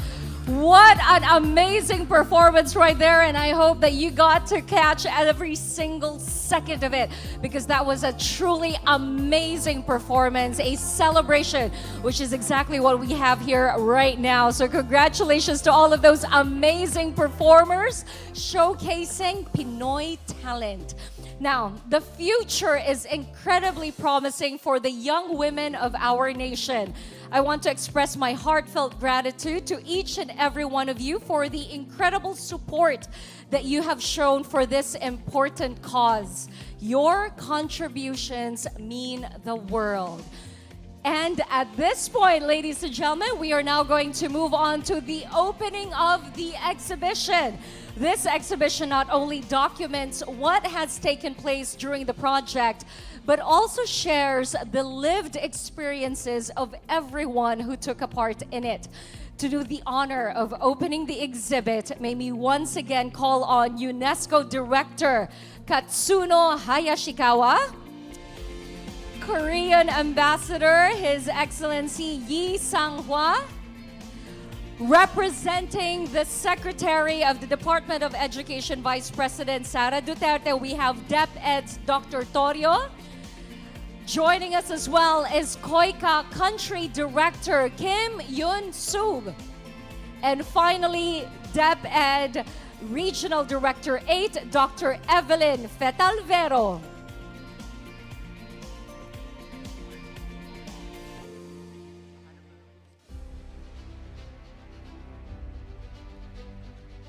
Just hold on to the scissors for now. Nobody will cut yet. Just hold on to the scissors. Please move a little bit closer to each other. Let's move closer to each other, please. And let's have a photograph, a group photo of this moment. Nobody is going to cut yet. Everyone will wait for my go signal, but let's have this capture, this moment in time captured.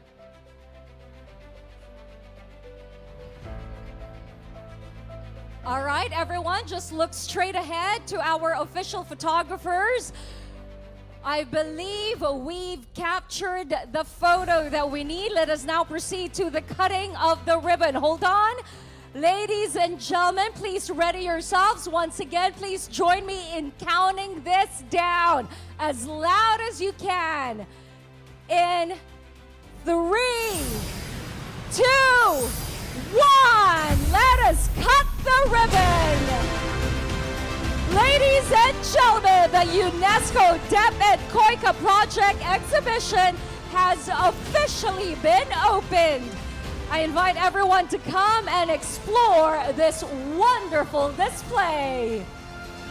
But before that, let's have another photo op with our very important men and women joining us to officially signify that the exhibit has now been opened. Let's have another photo, please.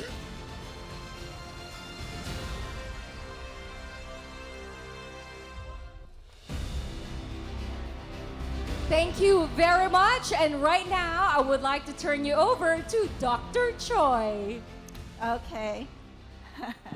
Everybody, you can see the synchronized screen because we have 2 days live streaming through the YouTube and the Facebook. So actually all of you are on the screen, so make it nice and neat.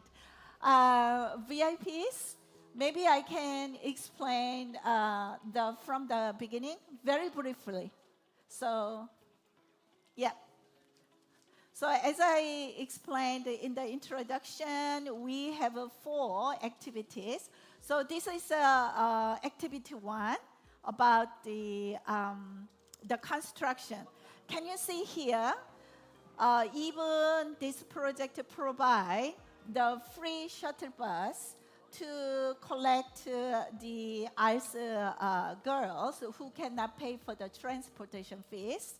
So eventually we will have 2 buses.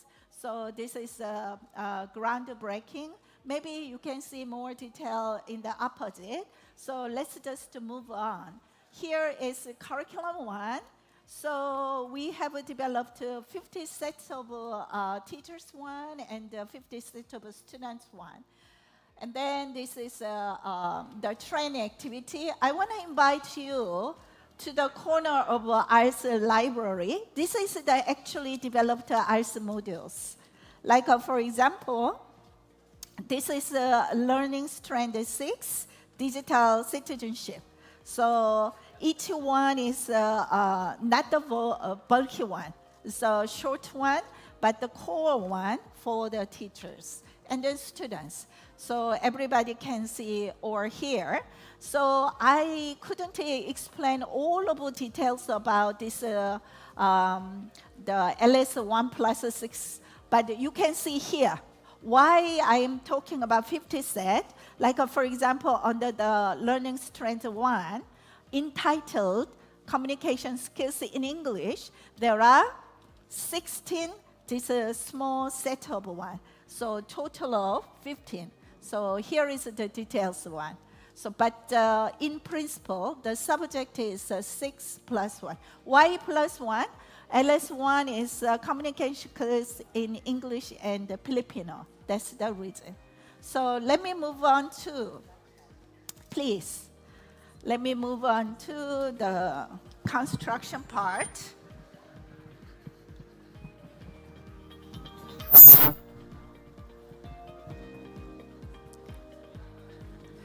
We had some generous contribution. The Tacloban city governor donated free land inside of Department of education originates. So there was a groundbreaking. Why there are a lot of dumpable soils? As you can see, behind it there is some swamp area. So we really made it a strong foundation. So this is gonna be really resilient against earthquake and flood as well. So this is a whole of history. This is a blueprint of a 2 stories one. And then this is the history how we made it. So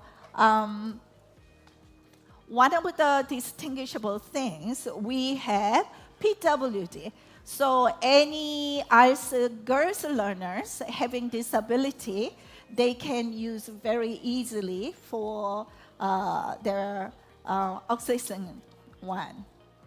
Okay, maybe I don't need too much of it. Why we set up the science laboratory room?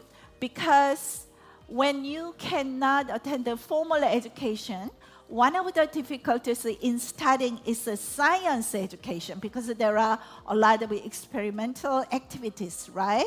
So that is the reason. And then another one is actually the ICT room. Many of our students have, of course, they have a mobile phone, but at the same time, the ICT skills are quite low. So that is the one of the reason. And as I explained over there, we made the opening ceremony on the 13th September, and then you can see the free shuttle bus over there. And then Mr. Kim is there already. And then that is the one. I will skip on all of the test one. VIP says, if you don't mind, would you follow me? This is the last spot. So we have a project roadmap here. So we started in 2017, December. So actually, we had already 3 KOICA directors, 2 secretaries, and 3 UNESCO directors. So it was a long journey since 2017. And then 2018, we made the training started. And then 2018, we enhanced the arts curriculum. And then 2019, we set up the national forum. Even previous KOICA, the president, Ms.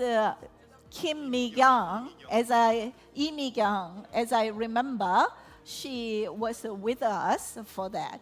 And then 2021, we finally got an endorsement official as the national arts modules from the government. And then 2021, we had a breaking through of girls' education. And then 2029, we set up the A and the E test finally. And then 2022, we continued the training. And then 2022 December, actually physically, we prepared all of the setting of Girls' Education Center. Now we made the opening ceremony last month. So this is a whole journey of 6 years. So all of the participants, when you have a time, please join us to explore this 6 years journey. Thank you. Thank you, everyone.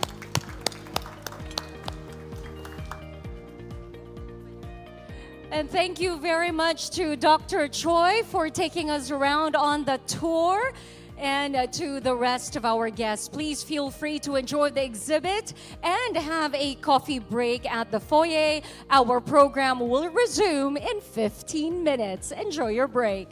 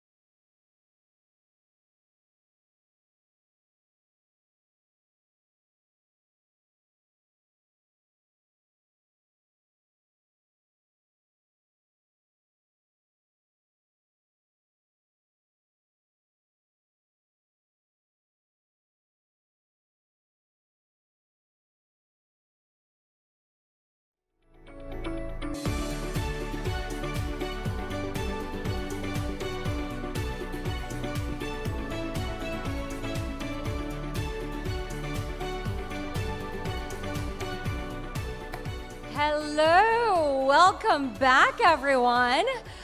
For those of you just walking back in, may I invite you to please head back to your seat and settle down as we are continuing on with our program.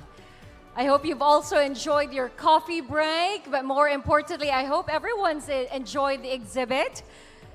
Well, I certainly did. Now, if you haven't had a chance to go around and check out the exhibit yet, don't you worry, because you will have ample time to do that during the lunch break as well as the rest of the afternoon. Just to let you know, this exhibit will be on display until tomorrow afternoon, so plenty of time. We highly recommend that everyone goes around and checks out every single detail of the exhibit. That way we know how truly important today's event is. Waiting for everyone to head back to their seats. Settle down. I can see one gentleman checking out the microphone. Sir, I will approach you later on for the question, ha? Ikaw ang lalapitan ko, sir, para magtanong kasi chine-check nyo na yung microphone. Hindi po kayo pwedeng mawala. Hahanapin ko kayo mamaya. I already have my eyes set on you. All right, I can see that everyone is settled down. Now, earlier, we discussed the achievements and the positive changes that this project has brought to the lives of our out-of-school girls. Right now, let us shift our focus to what the future holds in the coming years. To kick off the next session and to delve into the Girls Education Center, or GEC, and its future programs and activities, please join me in welcoming to the stage the Regional Director of the DepEd Regional Office 8. A round of applause, please, and a warm welcome for Dr. Evelyn Fetalvero.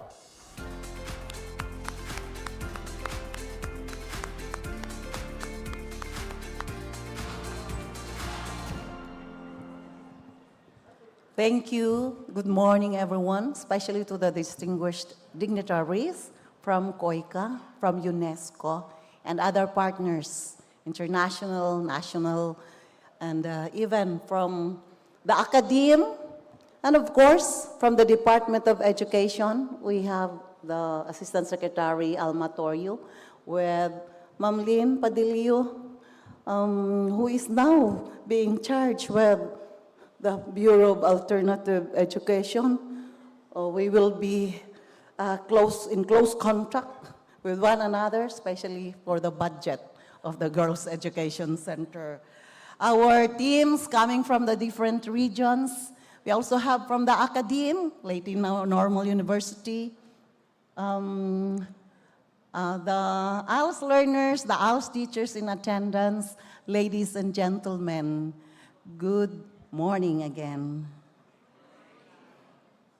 I'm so happy to share with you our joy and our appreciation for being the pilot implementer of the Girls Education Center, a project, a tangible project of the tripartite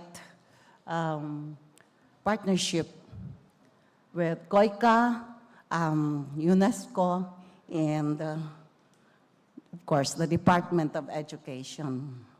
So, this Girls Education Center, inaugurated, is a milestone in education and empowerment for girls piloted in Region 8, that is Eastern Visayas. The Girls Education Center was officially inaugurated on September 14, 2023, in a remarkable event attended by high-ranking officials from Leyte, provincial LGUs, also from the Office of VP Secretary from the Satellite Office in Tacloban. And in fact, he is here now, Dr. Alan Tanwangkyu, he there. Napaka-loyal po ni Sir sa education. And then, of course, from UNESCO, COICA, and the Philippines Department of Education. And that historic occasion represents a substantial stride forward in the quest for education and empowerment for girls in the region.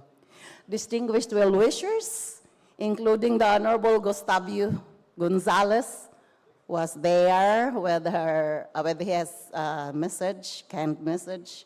No, that was live, no? The United Nations coordinator in the Philippines, he was here early this morning, highlighted the GEC's role in advancing girls' education and empowerment. ASEC G.H. Ambat, our former Assistant Secretary of DepEd, acknowledged the collaborative spirit that realized the project. Mr. Kim Yun-sob, sir, from the COICA Philippines office, emphasized the robust partnership between COICA and DepEd in this critical initiative.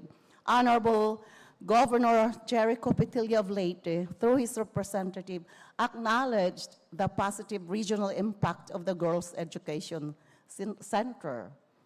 And Dr. Miyang Choi, ito po ang super lady ng Girls' Education Center, the head of Education Unit of UNESCO Multi-Sectoral Regional Office in Jakarta, conveyed an appreciative message on behalf of Director and Representative Ms.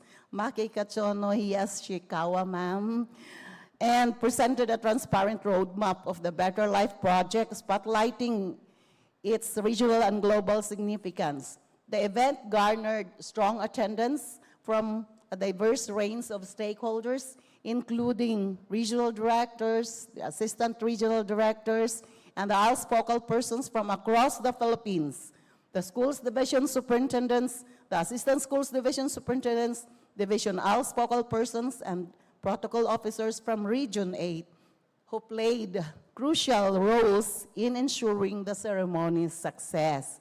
A large number of ALS teachers and ALS learners from the schools division of Tacloban City and Leyte formed part of the biggest attendance to witness the inauguration of the Girls' Education Center, which is basically intended for them.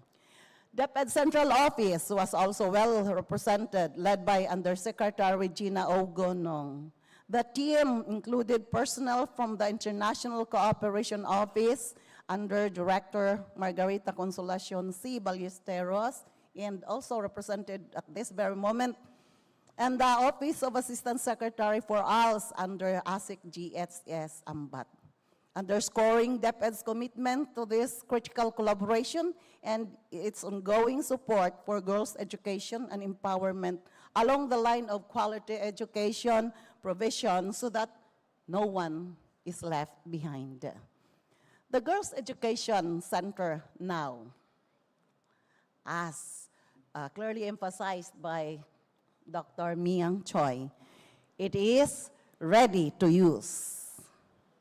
This two-story learning center has a powerhouse, admin office, stock room, teacher's room, restrooms, an elevator, a cafeteria, breastfeeding, children's play, ICT laboratory, life skills training, and classrooms, to name some. The establishment of a fully operational Girls' Education Center, as it indicates the availability and preparedness of a dedicated facility for girls' education, where we have the developed ALS curriculum in parallel equivalent to K-12 curriculum. The development of an alternative learning system curriculum. This curriculum aligns with the K-12, providing educational opportunities for out-of-school youth and adults. As mentioned during the report of Dr. Choi, we have already trained ALS teachers. Tingnan ninyo doon sa exhibits, andun po yung statistics. Trained ALS girls, learners. For ALS teachers, we provide training for educators involved in the alternative learning system to ensure that teachers are fully equipped with the skills, the life skills and the knowledge to effectively deliver ALS education. And then the ALS girls learners being trained, because we believe that education and training opportunities for girls are very necessary, and that is being provided by the ALS program. And then focus on enhancing their knowledge and skills to promote empowerment. How could we say that there's improved and better life for them if they are not really that empowered? So it ensures the project management committees have been created to establish and to oversee, being established to oversee and manage the implementation of the project. and then ensures efficient project management and coordination among stakeholders. And we are happy also to, this has been already reported, but I just would like to highlight this, as a brand new 28-seater coaster is also part of the project for Better Life. Wala bang palakpak dyan? It is intended for transporting the ALS girls learners from their respective pick-up points to the Girls Education Center and back to the pick-up points. Now, DepEd Region 8 is fully prepared to commence the operations of the Girls Education Center. However, we are faced with critical challenges as we are unable to move forward without the following essential operational processes. So part of our future plans, we have short-term and we have long-term. First and foremost, the next steps to follow up, Ma'am Lynn, from the central office, the transfer of documents, because we cannot use the facility without them. Related to the Girls Education Center building, the building is very beautiful, but without this, we cannot proceed with our utilization. The learning resources, the furnitures, transport vehicle, and especially budget. I am informed by Ma'am Lynn here that they already have submitted to the Finance Strand the 2024 budget for the Girls Education Center. Mabuhay po kayo, Ma'am Lynn. Ikaw po ang aming anghel. You're the angel in the proper operation and immediate operation of the Girls Education Center. It's a very beautiful state-of-the-art facility, but you know, it cannot move on without, you know it already. So, upon receipt of the transfer documents, the hiring of the contract of service personnel has to be done, although we have 5. We've hired 5 contract of service inano namin sa aming MOOE ng region so that the center could be maintained, well-maintained. But we hope that with upcoming operational funds, we can charge the salaries of this COS personnel. Once the documents are there already, we could hire the contract of service to satisfy the girls' education manpower requirements. But in here, I would like to thank Central Office. You have already downloaded certain amount for us there, no? So thank you for that, and expecting you to download more funds. Okay. Then our part of our future plans is to bring in educators with technical expertise who have been procured by DepEd and trained by UNESCO to educate and positively impact the lives of us female learners by imparting knowledge about the importance of life and other useful skills. Yes, we have trained our ALS teachers. We have trained also some ALS learners, but that is not enough. We should cover all ALS implementers of the whole DepEd Eastern Visayas, not only for Tacloban City and Leyte province, but if it is possible, the whole of DepEd Eastern Visayas. We cannot really measure the impact kung mangilan-ilan lang po. But we have to start with Tacloban and Leyte girls, the ALS learners, no?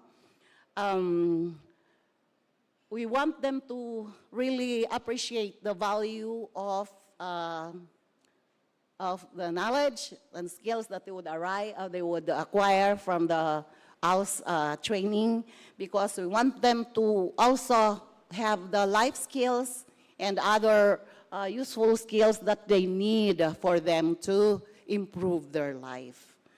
It is easily said, but it's very it will take a long time to really measure. But with the testimonies given by 2 ALS learners that have undergone the trainings and the classes from us in Region 8, I know that this will create ripples, and many girls will really come to realize their dreams in life. The testimony is coming from the single mother, how else was able to change their life for better and for good. That's only a start, a good start. And this is a very big plan, and short term and also long term, to assess the quality and impact of the educational materials being developed there. And those materials are still prior to the K-10 revisited curriculum. Dr. Choi emphasized that these materials were done during pandemic time, and with the new and revisited K-10 curriculum, we should again revisit these materials, and if we see that there are some points there that need alignment and fine-tuning, we will do that. That is part of our future plan. And the facilities, we also have to assess the quality and the impact of the facilities within the Girls Education Center in relation to educational achievements by the end of fiscal year 2025. For now, we envision that if the Girls Education Center will be in full operation in the next years to come, then the one-unit coaster will not be enough to ferry our learners and our teachers to the center and back to their respective stations. So that is part of our plans. And you might say very simple, but yes, simple, but it's very, very, tawag doon. Yeah, we're looking for the future, but we have to begin with simple steps. You cannot reach the bigger picture if you cannot start with the simple and most important steps. We cannot promise you the moon and the stars in order to make the Girls Education Center really that effective and highly functional. But we see to it that Girls Education Center, a product of love from our partners and from the Department of Education, will be fully utilized to the maximum, if not optimum. We want to see the betterment of life for our ALS learners through the Girls Education Center. Yes, this is only a facility, but still, the most important actors are the ALS teachers and the ALS learners. But that facility will facilitate us to bring them to the center and make them properly and fully engaged so that our dream will come into reality. And with this, I would say, to God will always be the glory. Thank you very much.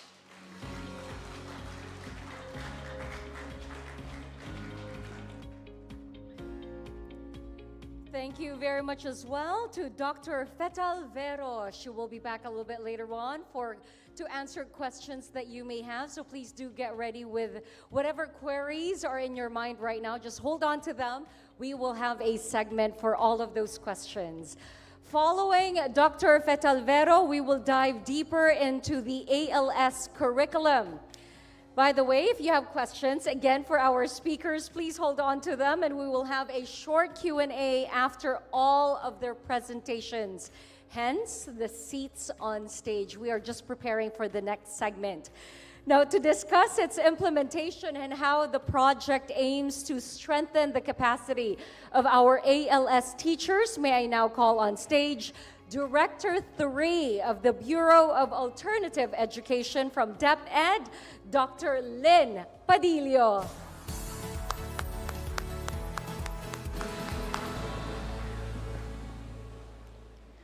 Dr. Maki Hayashikawa of UNESCO Jakarta and the rest of the officials of UNESCO and GOICA, to ASEC Alma Torrio and the regional directors of the Department of Education, other DepEd officials, guests from the academe, of course, our dear ALS teachers and learners present, and other guests, good morning. On behalf of Director Marilet R. Almeida, I will be presenting to you the updates on Alternative Learning System program. Currently, we have the major programs of the Alternative Learning System. We have the Basic Literacy Program. And currently, this 2023, we are doing the curriculum review and development. We are already on phase 1. We are aligning the Basic Literacy Program curriculum with the Matatag curriculum. We are developing the curriculum guides and doing validation right now. For 2024, we will be conducting the phase 2, which is the curriculum review and development. That would cover validation of what we did in 2023. That's the conformance review and finalization for the Basic Literacy Program. The proposed Basic Literacy Program framework, as we all know that ALS as a parallel learning system adhere to the curricular structure of the formal system, which is reflected in the key stages 1 to 4. We are proposing that the BLP curriculum would adhere to the key stage 1, and that is of the formal school, which corresponds to kindergarten to grade 3. We are proposing 2 levels under the Basic Literacy Program. We have the beginning level and the developing level. Another major program of the ALS is the accreditation and equivalency curriculum. Currently, we are doing, for the 2023, we did already online consultation of ALS, from the ALS implementers for curriculum review of ALS K-10 curriculum. We are also conducting Right Shop on the review of the alignment of the A&E curriculum against the revised K-10 curriculum. We also did workshop on the development of the A&E program curriculum guides. Other workshop in terms of validation, it's still ongoing, and also on the revision, the last part this October, we'll be doing the Right Shop on the revision of the validated A&E curriculum guides. Then for 2024, it will be more of conformance review and finalization. For senior high school, we have 4 pilot schools. Just to update you, we have 4 pilot schools in Region 5 in 2019-2020. We started the piloting of all senior high school in school year 2019-2020 with only 89 enrollees using the hybrid curriculum of SDO Ligao City. R.D. Gilbert Sadsad is here, so they piloted this in 2019 in Region 5. In school year 2020-2021, there are already 62 ALS senior high school graduates in Region 5 with 1,214 enrollees, with 177 pilot ALS senior high school in Regions 3, 4B, and 11. We have adopted the formal senior high school curriculum. In 2021-2022, we have already 274 pilot ALS senior high school nationwide, and we've started to develop the contextualized, MELS-based senior high school curriculum for ALS. And there are 1,518 ALS senior high school graduates last 2021-2022. For 2022-2023, the number of ALS senior high school pilot rose to 698 with 24,524 enrollees. That year, we have already completed the contextualized, MELS-based senior high school curriculum for ALS. With 4 pilot ALS senior high school started already the contextualized, MELS-based ALS senior high school curriculum. And we have trained around 799 ALS teachers in preparation for nationwide implementation. Other updates of the alternative learning system, currently, we trained already 400 plus ALS teachers on beginning reading as we also start the revision of the basic literacy program curriculum for ALS. Around 400 plus education program specialists and ALS are also trained on the implementation of ALS Senior High School. We have finalized the 18 new modules, the locally developed, and provided regional offices for their printing. We have also developed 44 new senior high school modules and the reproduction of the 50 junior high school modules that was developed by UNESCO COICA. So thank you very much for this partnership. Thank you for that 50 junior high school modules. And we are also doing the transcription embossing of them to Braille so that we could provide also education to our learners with special needs. So currently, there's an ongoing procurement process regarding the transcription and embossing of these junior high school modules into Braille. Be assured on behalf of the Bureau of Alternative Education, be assured that we will continuously improve the quality of the delivery of ALS programs in the regional offices. And at this point, I would like to give thanks to our regional directors for the strong implementation of alternative learning system in our field. From the central office, sabay-sabay po at tulong-tulong tayo para sa ating mga ALS learner. Mabuhay!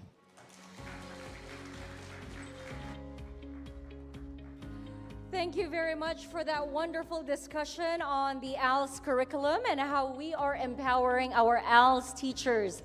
Thank you once again to Dr. Padillo. The final speaker for this segment will dive into the topic of out-of-school girls' education and life skills. To share her knowledge on the matter, let me call on the Chief Technical Education and Skills Development Specialist in the Planning Office of the Technical Education and Skills Development Authority, or TESDA. A warm welcome, please, for Ms. Linda Andrade.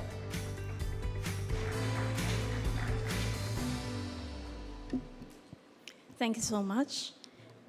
His Excellency, distinguished guests from UNESCO and COICA, deputy officials, deputy colleagues, and all present here this morning. Magandang umaga po sa ating lahat. Good morning. So, we at the Technical Education and Skills Development Authority are really grateful to share our efforts in the out-of-school youth, specifically girls' education and life skills. Next, please. Okay, the outline of my presentation, I will first try to give a macro perspective of the global labor market and the situation in the Philippines currently is, while at the same time showing you highlights of key data that we have for the technical vocational education and training, or the TVET sector in the country. Then I will proceed to give a brief overview of our initiatives and finally cite few examples of TESDA's programs that more or less cater to my assigned topic for today. Next, please. Okay, so to start, how does the global labor market look like? This is based on ILO's Global Employment Trends, which mentions that out of the 1.27 billion youths globally, only 41% or 497 million are in the labor force. Out of this, 15% or 68 million youth are unemployed. Next, please. TVET programs, we view that TVET programs can be one solution to youth employment by ensuring learners have the right competencies when entering the labor force and meeting the skills needs of the workplace. Yet, the numbers globally indicate a relatively low participation rate of 15 to 24 years olds in the TVET programs. 5% of 15 to 24 years olds worldwide are enrolled in TVET, with no region reaching 15%. Here in the Southeast Asia, TVET enrollment among the 15 to 24-year-olds is just a little over 6%. The disparity between women and men in terms of accessing TVET is also something that we must address in line of the SDG 4.3, which states that by 2030, all men and women must have equal access to TVET. So let's see how are we currently faring in the Philippines. Next, please. Thank you.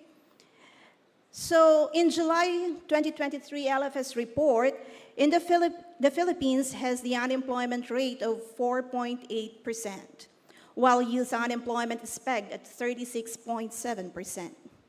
With the effects of the pandemic and the call of retooling the Filipino workforce, TVET is viewed as important for both individuals and economy. Skills development should be at the core of economic development policy of a country because of its role in uplifting the lives of an individual and eventually contribute as productive members of the society. Indeed, history has shown countries who have put a high premium on TVET have reaped the sustaining benefits for their citizenry and their economy. Next, please. Okay.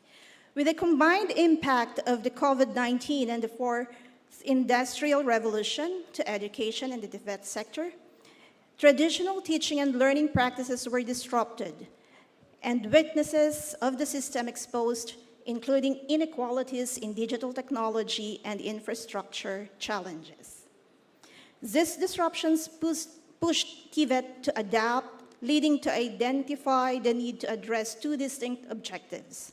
First, TVET should address the urgency of skilling, reskilling, and upskilling to attain lifelong learning. Second, TVET should reinforce its foundation to establish it as a primary vehicle for access, inclusivity, and mobility.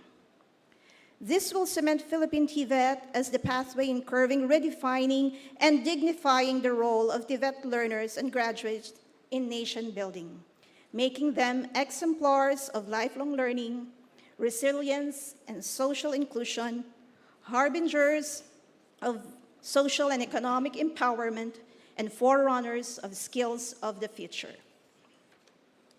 Next. All right. So this slide shows the trend of Philippine TVET enrollment, graduates, assessed, and certified by gender. In 2020, the overall number of Filipinos who undertook TVET programs has significantly dwindled due to the COVID-19.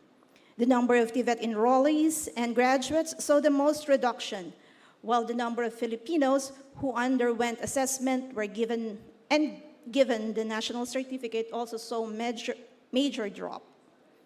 Although the trend is increasing, and there is only a slight difference between the females represented by the blue line, which is slightly higher than the male, this brought to analyze further the barriers of women and girls' participation in TVET. Next, please. So allow me now to present our TVET initiatives. Next. Okay. First is the gender mainstreaming. To achieve gender equality, GAD is mainstreamed through inclusion of gender-related researches in the National Technical Education and Skills Development Research Agenda. Second, the use of gender-sensitive curriculum. Next is the integration of the gender and development and women empowerment in basic competencies in training regulations.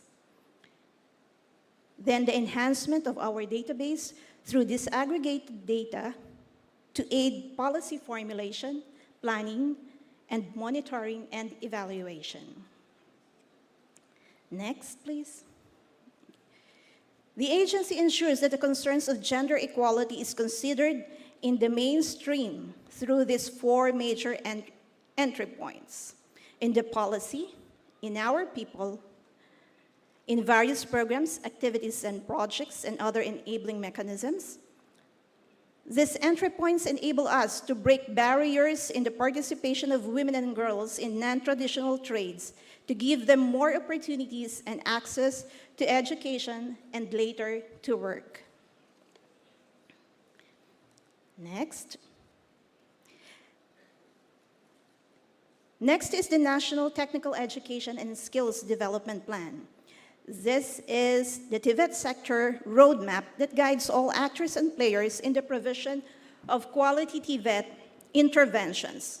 We just launched the NTS-DP 2023 to 2028 last August 25 with the theme, Magaling at Makabagong TVET para sa Bagong Pilipinas. TVET as a pathway to recovery and social economic transformation. This will provide the sector the direction in the next 6 years. Next, please. TESDA also developed the Philippine TVET 4.0 framework, which has 6 categories: the TVET policies, governance, curricula and standards, partnerships and networking, TVET delivery, and quality of TVET human resource. Under these categories are strategies and specific programs and activities. As I mentioned earlier, this pandemic has forced us to embrace the 4IR. Thus, we have developed alternative, flexible, and agile TVET delivery system in terms of training method and assessment and certification. Next. As we move forward and guided by the NTS-DP, we are operationalizing the TVET 4.0 framework, which is focused on producing a 4.0 equipped learner that have the 3 core set skills: STEM skills, essential skills, and emotional skills, most of which are also referred to as the 21st century skills or the life skills. So listed here are the essential skills needed in our learners to thrive in the world of 4th industrial revolution: complex problem solving, critical thinking, creativity, people management, coordinating with others, emotional intelligence, judgment and decision making, service orientation, negotiation, and cognitive flexibility. So these are devoid, free from hard or technical skills. These are what we call the foundational skills in order to equip our trainers with tools needed for them to be adaptive and resilient. Next. Likewise, we also have our TESDA scholarship programs in order to increase access and reach the public. The agency ensures that the qualified recipients are informed of their rights and privileges regarding the scholarship that they seek to avail. So we have the Training for Work Scholarship Program, the PESFA, and the Skills Training for Employment Program. We also have the Tulong Trabajo Scholarship Program, and lastly, the Universal Access to Quality Tertiary Education. Next. The TESDA online program is an e-learning platform for TVET that offers free self-paced, massive online courses. These are trainer-facilitated and is available for online and offline learning. So the TOP, as we call it po in TESDA, provides opportunities for women empowerment that addresses the following: skilling, upskilling, and reskilling, livelihood and entrepreneurship, general productivity, lifelong learning, global competitiveness, and social equity. Likewise, we also offering also in the TOP the GAD courses po. Next. Oh yeah, that's it. So we also have our TESDA app, which provides our stakeholders with information and TESDA programs such as scholarships, the nearest training center where they can enroll and avail of that, and as well as e-learning courses and videos, among others. Next. So moving forward, with the present leadership of TESDA under Secretary Suharto Timangodadatu, the following priority programs aligned with the NTSDP 2023 to 2028 shall be pursued. First off, this is his banner program, the TESDA sa Barangay. This is a massive skills training program po, which we will operate and implement NC1 and NC2 in the municipality levels. So yun po yung vision niya, to bring TVET closer to the locality.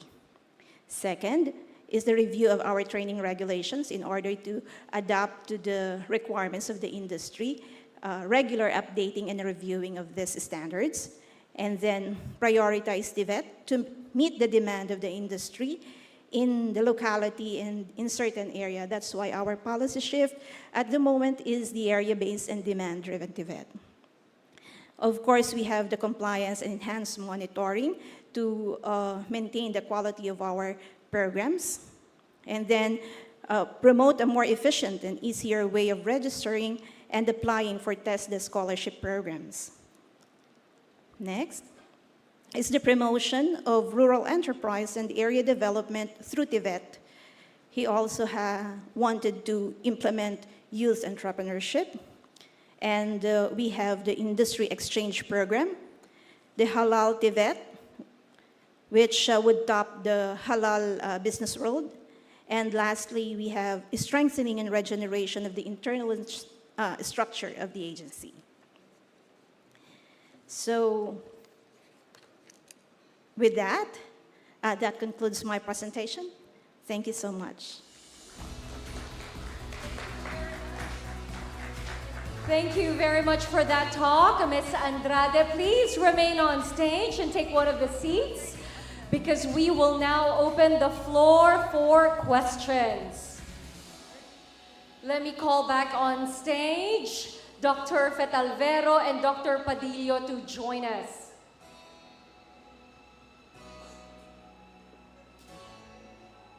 Good morning once again, ladies. Dr. Fetalvero. All right, everyone is already here. At this point, we are now going to open the floor for questions from our audience. You have the microphones on each side of, the pathway. Please approach it, introduce yourself, and please let us know what your question is and who it is for. Who would like to start? I'm noticing at this point, everyone is just looking away, either looking at their phones, talking to someone. Who is, yes ma'am, please approach the microphone and introduce yourself, your question, and who you would like to ask to answer that question. Hi, good morning. My name is Lina from Ministry of Education, Brunei. This question reverts around TVET's online courses. So my question is, for TVET online courses, how do you actually assess the aspect of the students' competencies, especially those involved with hand skills? Thank you. Yes, thank you, ma'am. We don't have hard skills in the online courses.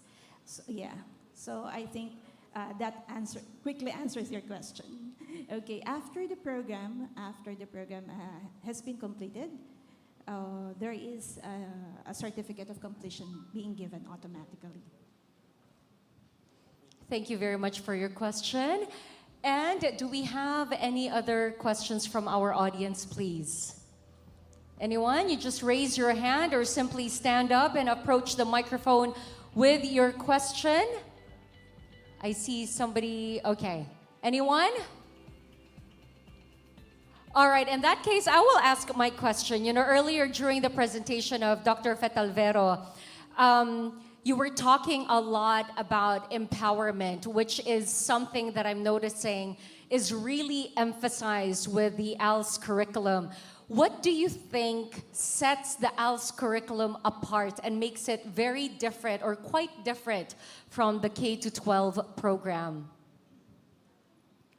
Are you saying about the curriculum? Yes, the ALS curriculum, how different is it from the usual K-12 program that we come across in our regular schools? Okay. When it comes to delivery, there's a big difference because the conduct of classes, the ordinary conduct, the regular conduct of ALS classes are not found in the four walls of the classroom. Okay. It could be done anywhere.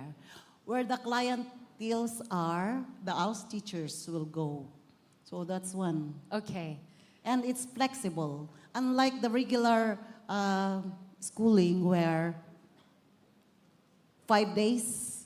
5 days a week, andun you're sa inside the classroom. But in ALS, any day. It depends on the availability of our learners. As long as they were able to complete the number of period for a certain course. Okay. So many differences. Okay. That's why I would always say, I would always emphasize during my message that ALS teachers are more of heroes than regular teachers. Their circumstances are very, very different and very, very difficult as compared to the regular teachers in the classroom. First is they have to find their clienteles. Yeah, and they have to sell the ALS program. Pag mag-literacy mapping, ang hirap niyan. You have to go from one place to another, from one locality to another, getting the support of the barangay officials so that we would know who are our target clienteles. And that is a lot of, that entails a lot of effort finding them. But what is important is they have the passion really to bring to the fore those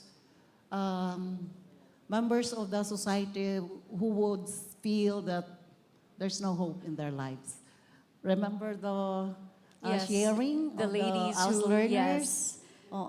So, totoo po yan. Okay. Totoo po yan. So what I'm noticing, the stark contrast is unlike K-12 programs and the regular schools, the students are the ones that go to the school. With the ALS curriculum, you are the ones looking for the students, inviting them back in, letting them know that they shouldn't give up on their dreams, that there's definitely hope, that they can still work on their goals because the ALS curriculum and ALS learning actually exists. Perfectly said. Okay. But because of the Girls Education Center, I know that many of them will be lured to join the ALS program and follow later in our regional office center. Okay, everyone, please spread the word so more of these ladies will actually come in, especially to the Girls Education Center, because they know that there's no reason for them to give up on their dreams because they can still pursue that despite the recourse, despite the fact that life has taken them on a different journey, on a different path. This time around, I'm going to talk to Dr. Lynn Padillo. Unless there is a question from the audience, yes, sir. Please go right ahead and approach the microphone. Introduce yourself, your question, and who it is for, please. Yeah, thank you very much. This is Gilbert Sadsad of DepEd Region 5. Thank you, Sir Gilbert. As what mentioned by Director Lin, where we pioneered the ALS Senior High School. Now in Bicol, what we really want to happen is that the ALS graduates should not only be equipped with literacy, but we want them to be, their skills will be honed. That's why my question is addressed to the TESDA on how we can partner TESDA and DepEd in the region or in the division for our ALS learners to be also trained by TESDA for free, so that when they finish ALS, they will be equipped with the necessary skills, most especially for livelihood, so that they will be productive. Thank you. Ms. Andrade? Okay, thank you so much, RD. We have provincial offices and regional offices in Region 5 po, sa Bicol po. And you can approach our regional and provincial directors there po. And they will be the ones to partnership, because we have lodged already, as I've mentioned earlier, we have the area-based and demand-driven TVET. All of our area managers are empowered to do these collaborations based on the priorities of the locality. So partnerships can really happen down the locality na po. Thank you for that recommendation, Sir Gilbert. Looks like there'll be more collaborations in the future. Yes, ma'am. I would just like to add with what RD said a while ago, that the alternative learning system is a parallel learning system still under the K-12 program. It's just that's why actually this year we are revising our curriculum so that it's anchored with the K-12 curriculum. So like for basic literacy, it's still Key Stage 1, which means from kindergarten to grade 3. So we just have a different learning modality and alternative learning system. Like classes are being handled anywhere and we reach out to our learners. So our learning environment and learning modality is quite different from the formal system. But at least the curriculum is equivalent with the regular program. Okay, that is emphasized. Do we have any other questions from our audience? Yes, ma'am. Please approach our microphone. Thank you for clarifying that. Dr. Padillo, please introduce yourself and go right ahead with your question. Stella Carino from the Cordillera Administrative Region. Just for clarification to Ma'am Lynn and probably to RD Belen. The first one would be for senior high school, understand that they still have to attend the regular senior high school classes. But looking into all the stories of these ALS learners who were done with the junior high school, most of them may not be able to really attend the regular senior high school. So is our department into letting them do the senior high school the same way as the junior high school is being done? And in case for the pilot schools that we are having for this school year, is the permission given for us to do some innovations for this senior high school learners to do it the way junior high school was done? Okay, for the junior high school, because not all learners from the junior high school would really proceed to senior high school. Currently, we're having the micro-certification program. We're still working on that.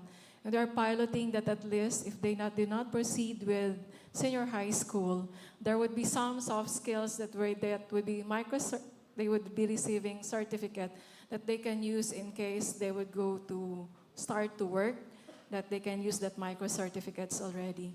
In terms of the senior high school program, the Department of Education, we have already 698 schools have piloted that.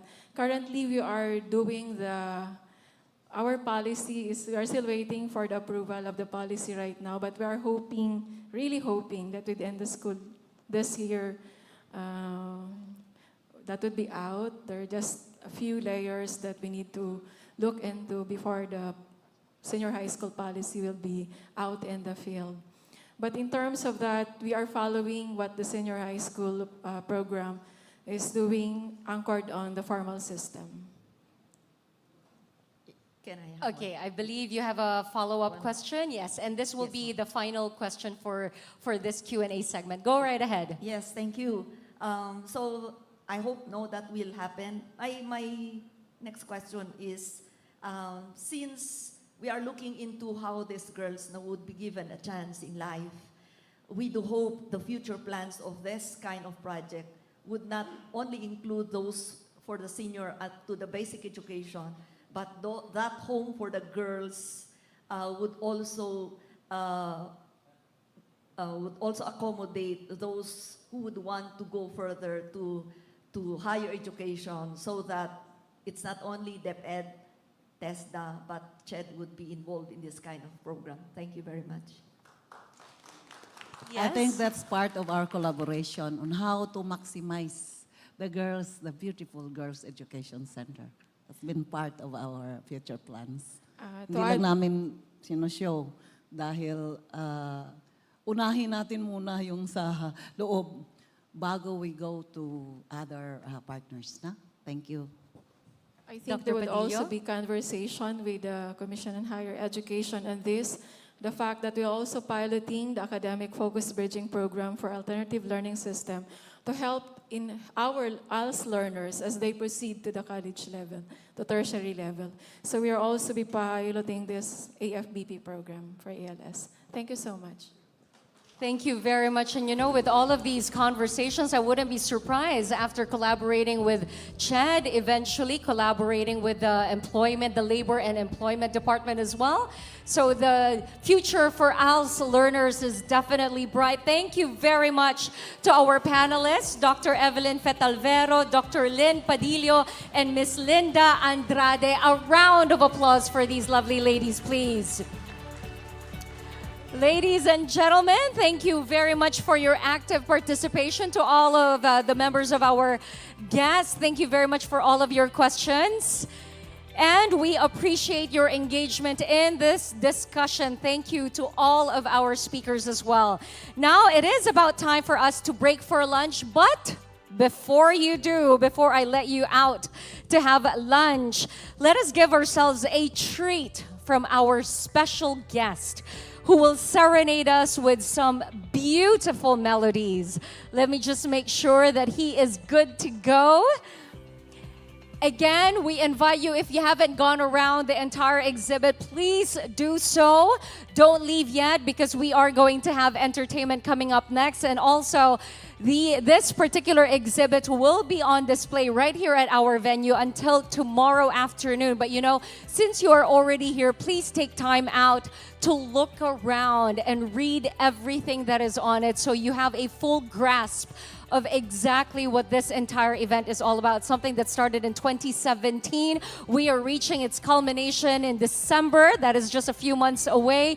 We have witnessed the opening right here. Please find out more about it and see how it is that you can help, how you can participate, how you can spread the word so more of those ladies, more of those out-of-school girls get the education that we all know they truly need in life. Not only with education, but they get to learn all of these life skills as well. But more than that, they are empowered. They are given back the hope that they thought they had lost because of the different life circumstances they may be in, or whatever it is that life may have handed them. All right, we are good to go, ladies and gentlemen. Before we all get to enjoy lunch, please enjoy the musical stylings of Noel Cabangon.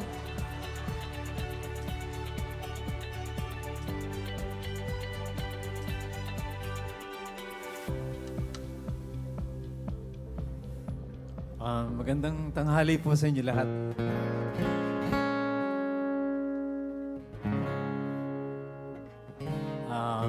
It is really an honor to be here, to be part of this event.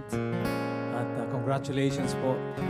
Maraming salamat. Thank you very much to Koika for bringing this wonderful project. And of course to UNESCO and DepEd. Maraming salamat po. What you're doing is really very inspiring. I was listening a while ago to the testimonies of the two students. At nakakatuwa po. And I was really thinking of what song to render to be more relevant to today's So, sabi ko lang kasi nila, it takes a village to raise a child. And it takes a village to educate people. And kung gusto po natin, if we want a brighter future for the country, we really have to educate the young people, ang mga susunod na salinlahi. So here's a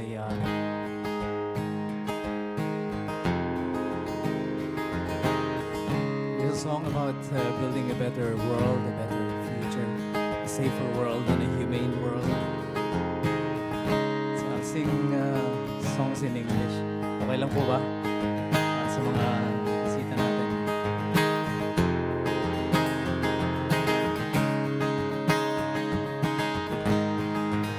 We are the children of tomorrow, your sons and daughters of the future. We are the voice of our generation. We are the hope of our land.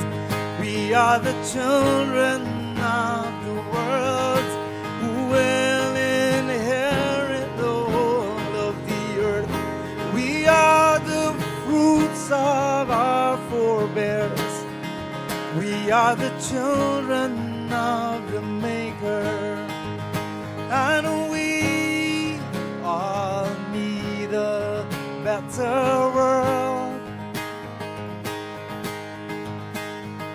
We all need a safer world.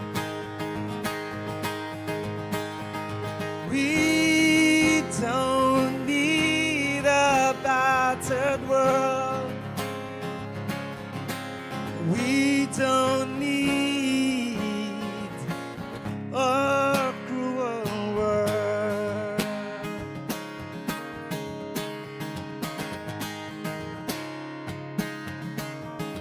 We are the children in the streets. We fight for survival and justice. We are the rebels of our nation. We've got rhymes and we've got reasons. We'll lay the canvas of the world. We'll color the beauty of the earth. We'll paint up poems of hopes and dreams. We'll be the masters of our fate. And we can build a better world. We can make a safer world.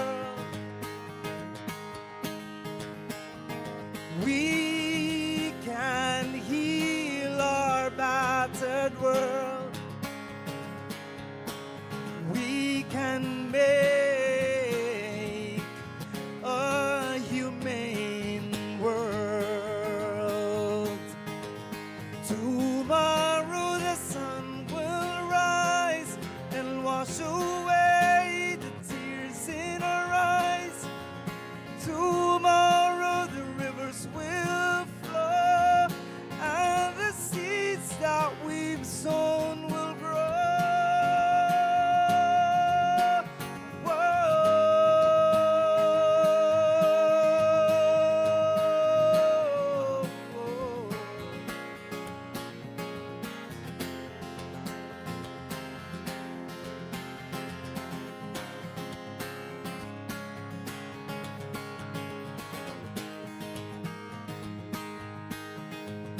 And we can build a better world. We can make a safer world.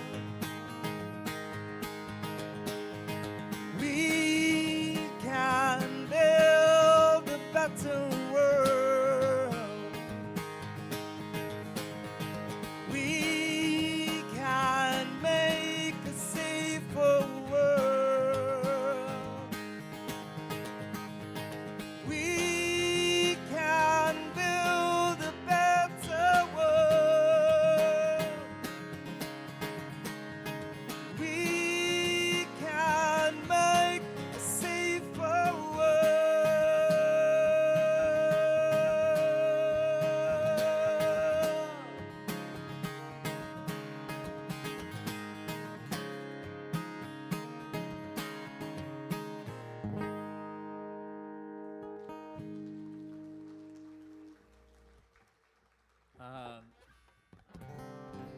I wrote this. I've been hearing about no one is going to be left behind, and apparently I have a song that has that line in it, and I want to share it with you. Yeah.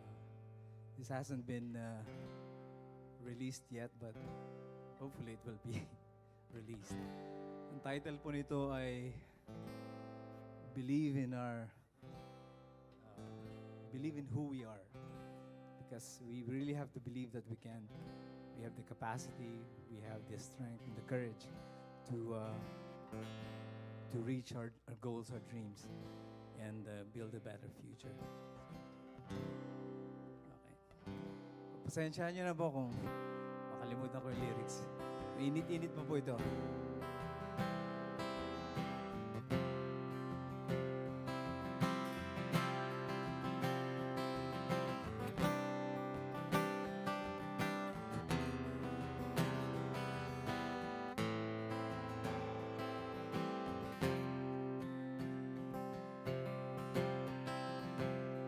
It is true that we've gone this far, and there's still a lot of things to be done. And those who led us in the past have sown the seeds for us, so we need to carry on the tasks. And the future that we want to build now is in our hands. If we want to reach for the star, hold on to each other, give a hand to one another. If the road is long and tough, reach out to your brothers, sisters, and neighbors, and believe in who we are.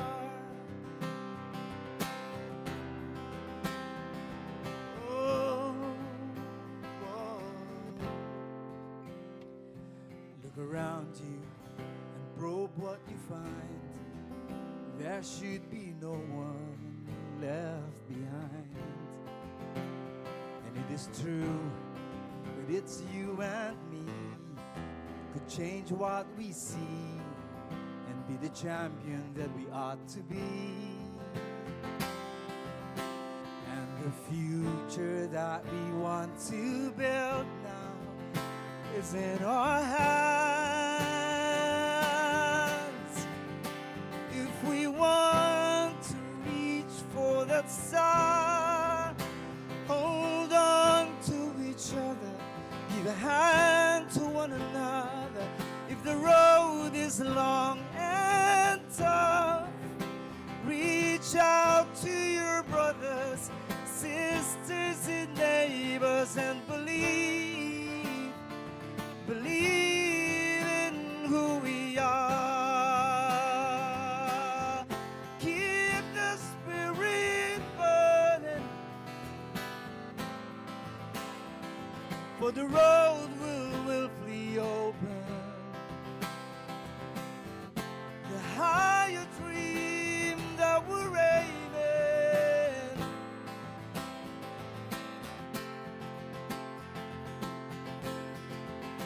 let the light come through shining. If we want to reach for the star, hold on to each other, give a hand to one another. If the road is long and tough, reach out to your brothers, sisters, and neighbors, and believe if you want to reach for the star, hold on to each other, give a hand to one another. If the road is long and tough, reach out to your brothers, sisters, and neighbors, and believe in who we are. Believe in who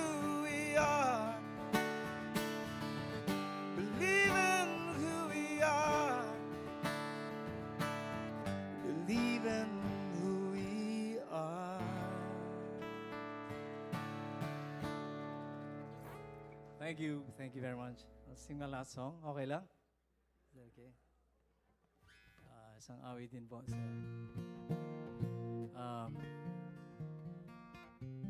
The song is about good governance. So I think we won't be able to do all of these things if not for good governance. And we need that. So pamagat po nito ay tungo sa pagbabago, para sa pagbabago.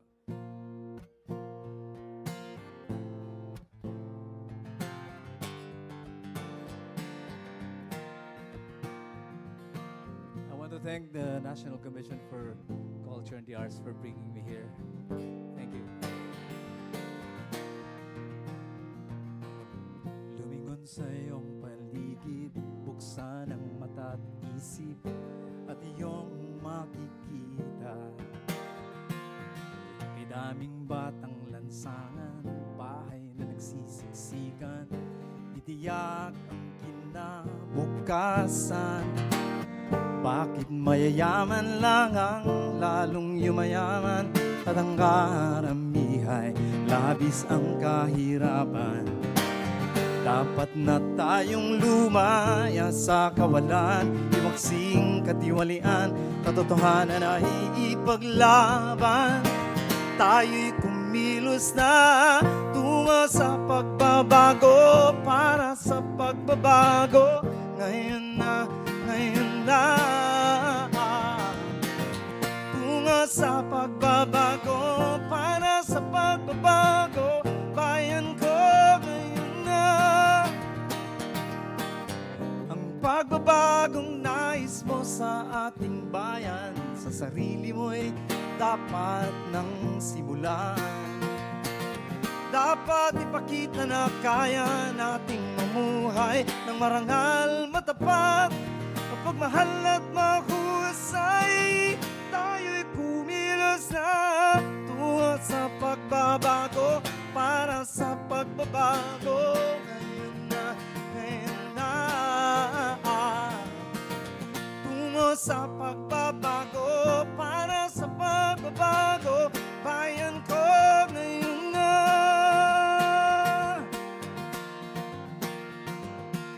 Ang bawat bata ay dapat nasa eskwela ng kinabukasan ay may pag-asa.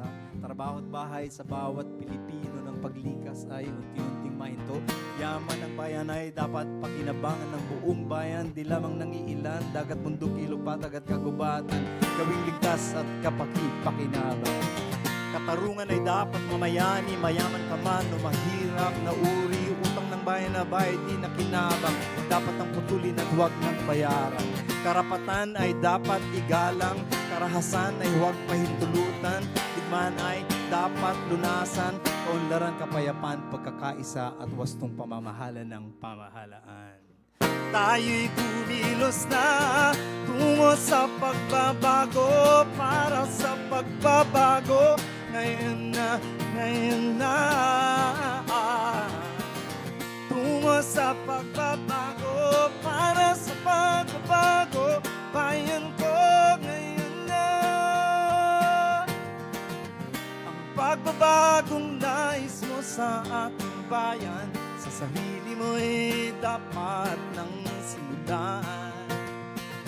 Dapat ipakita na kaya nating mamuhay ng marangal, matapat, mapagmahal at mahusay. Tayo'y kumilos na tungo sa pagbabago, tunay na pagbabago. Ngayon na, ngayon na, tungo sa pagbabago, para sa pagbabago. Bayan ko, ngayon na, tungo sa pagbabago, tunay na pagbabago. Ngayon na, ngayon na, tungo sa pagbabago, para sa pagbabago. Bayan ko, ngayon na, ngayon na, bayan ko, ngayon na, ngayon na.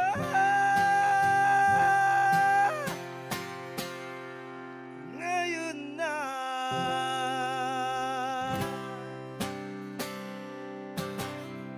Maraming salamat po. Maraming salamat. Thank you very much. Thank you so much, ladies and gentlemen. Give it up one more time for Mr. Noel Cabangon. Absolutely beautiful performance right there. And that second song, just to reiterate, not released yet. You're actually hearing it for the first time right here. That was beautiful. I love the lyrics. I was writing it down. If we want to reach for the stars, hold on to each other. Reach out to your brothers, your sisters, neighbors. Believe in who we are.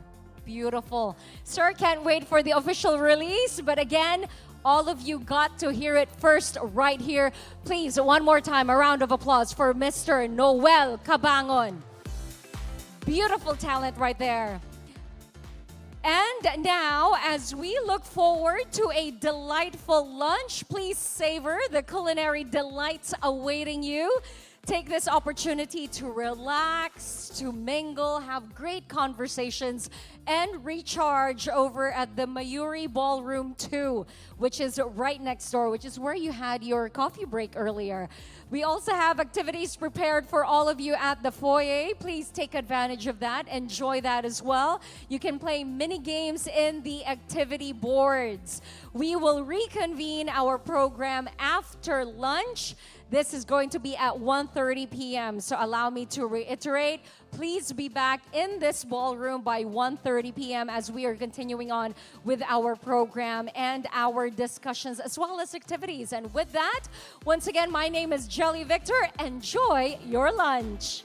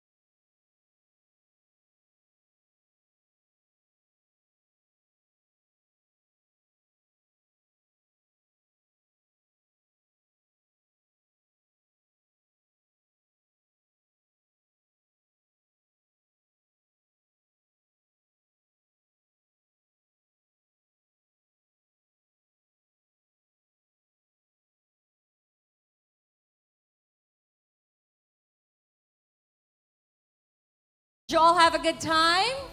Yes, wasn't the food fantastic? That soup was amazing. Soup pa lang, I was like, oh wow, this is really, really good. And I also hope that aside from enjoying the sumptuous meal that was prepared for everyone, I hope you also got to mingle and chat and expand that circle. And the operative word the last couple of years, you got to collaborate on something, connect with the others. I hope you got to do that as well. I'm seeing nods. Well and good. So again, good afternoon, ladies and gentlemen. An absolute pleasure and honor being with all of you. I'm your host. My name is Jelly Victor. But for this segment, I am not the only host. I will introduce to you the person, the man of the hour in just a little bit. But today, we have the privilege of being joined by esteemed guests who will provide further insights into this one-of-a-kind project.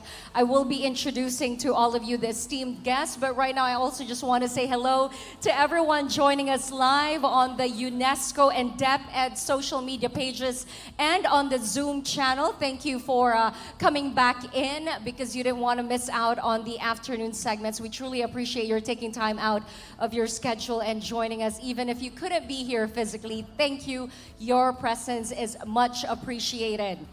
Okay, later on to everyone out here, instead of you asking the questions, we're going to do a little bit of a twist from the morning segment. Instead of you asking the questions, our panelists, the men and women seated here right now, will be the ones to ask the questions. And to the attendees, the lucky ones who get to answer correctly, you will receive a prize from UNESCO. Do you like the idea of that? Yes? Can we have a round of applause, please? So right now, get ready with your pens and your paper and start jotting down notes. We hope that you listen very intently because the questions will come from our discussion. Parang nasa school lang, diba? It's like we're back in school. Okay, allow me to begin by introducing our panelists. To discuss quality inclusive ALS or ALS in the Philippines, please welcome the Dean of the College of Flexible Learning and EPNU of the Philippine National University, Dr. Celia Illanan. Good afternoon. It's Philippine Normal University. Philippine Normal University, I apologize. I think I may have said something else. So, Philippine Normal University, Dr. Celia Illanan. Then, to help us understand the significance of women's education, education expert and founder of Connected Women, Miss Gina Romero.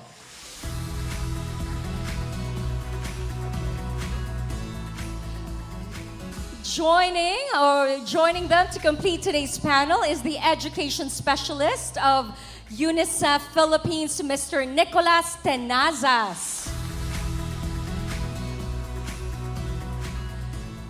And of course, like I said, I am not the only host for this segment. To ensure a meaningful discourse, we have our moderator, representative of DepEd Region 8. A warm round of applause, please, for Mr. Aryem Cinco. Thank you very much, Jelly, for that very generous introduction. It's nice to be here on stage with you and with our guests, of course. All right, the floor is actually all yours, Aryem. How do we do this discourse and get it started for everyone? Don't tell me you're going to leave me here. No, I will sit right here, but this is your show. All right. Thank you very much once again, Jelly. So, ladies and gentlemen, welcome to an enlightening episode of Grand Ceremony of UNESCO COICA DepEd Partnership. And of course, this is a cooperation project where we explore topics on education, particularly on girls' education. So once again, I am Teacher Yam, your moderator. And today's focus is on our pursuit for accessible and quality education in the context of girls' education. And we are very much honored to have with us our esteemed guests. But of course, welcome to our conversation this afternoon, and let's begin our discussion. And I would like to address this question, of course, to our guests. from the UK, although she's already based in the Philippines.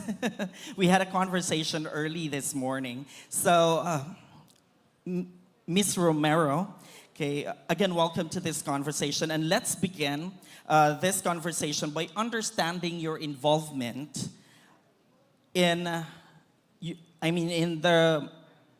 your involvement in the alternative learning system and the involvement of your organization in this endeavor. So could you please tell us some more about it? Thank you. Good afternoon, everyone. I am Filipina, but I grew up in the UK.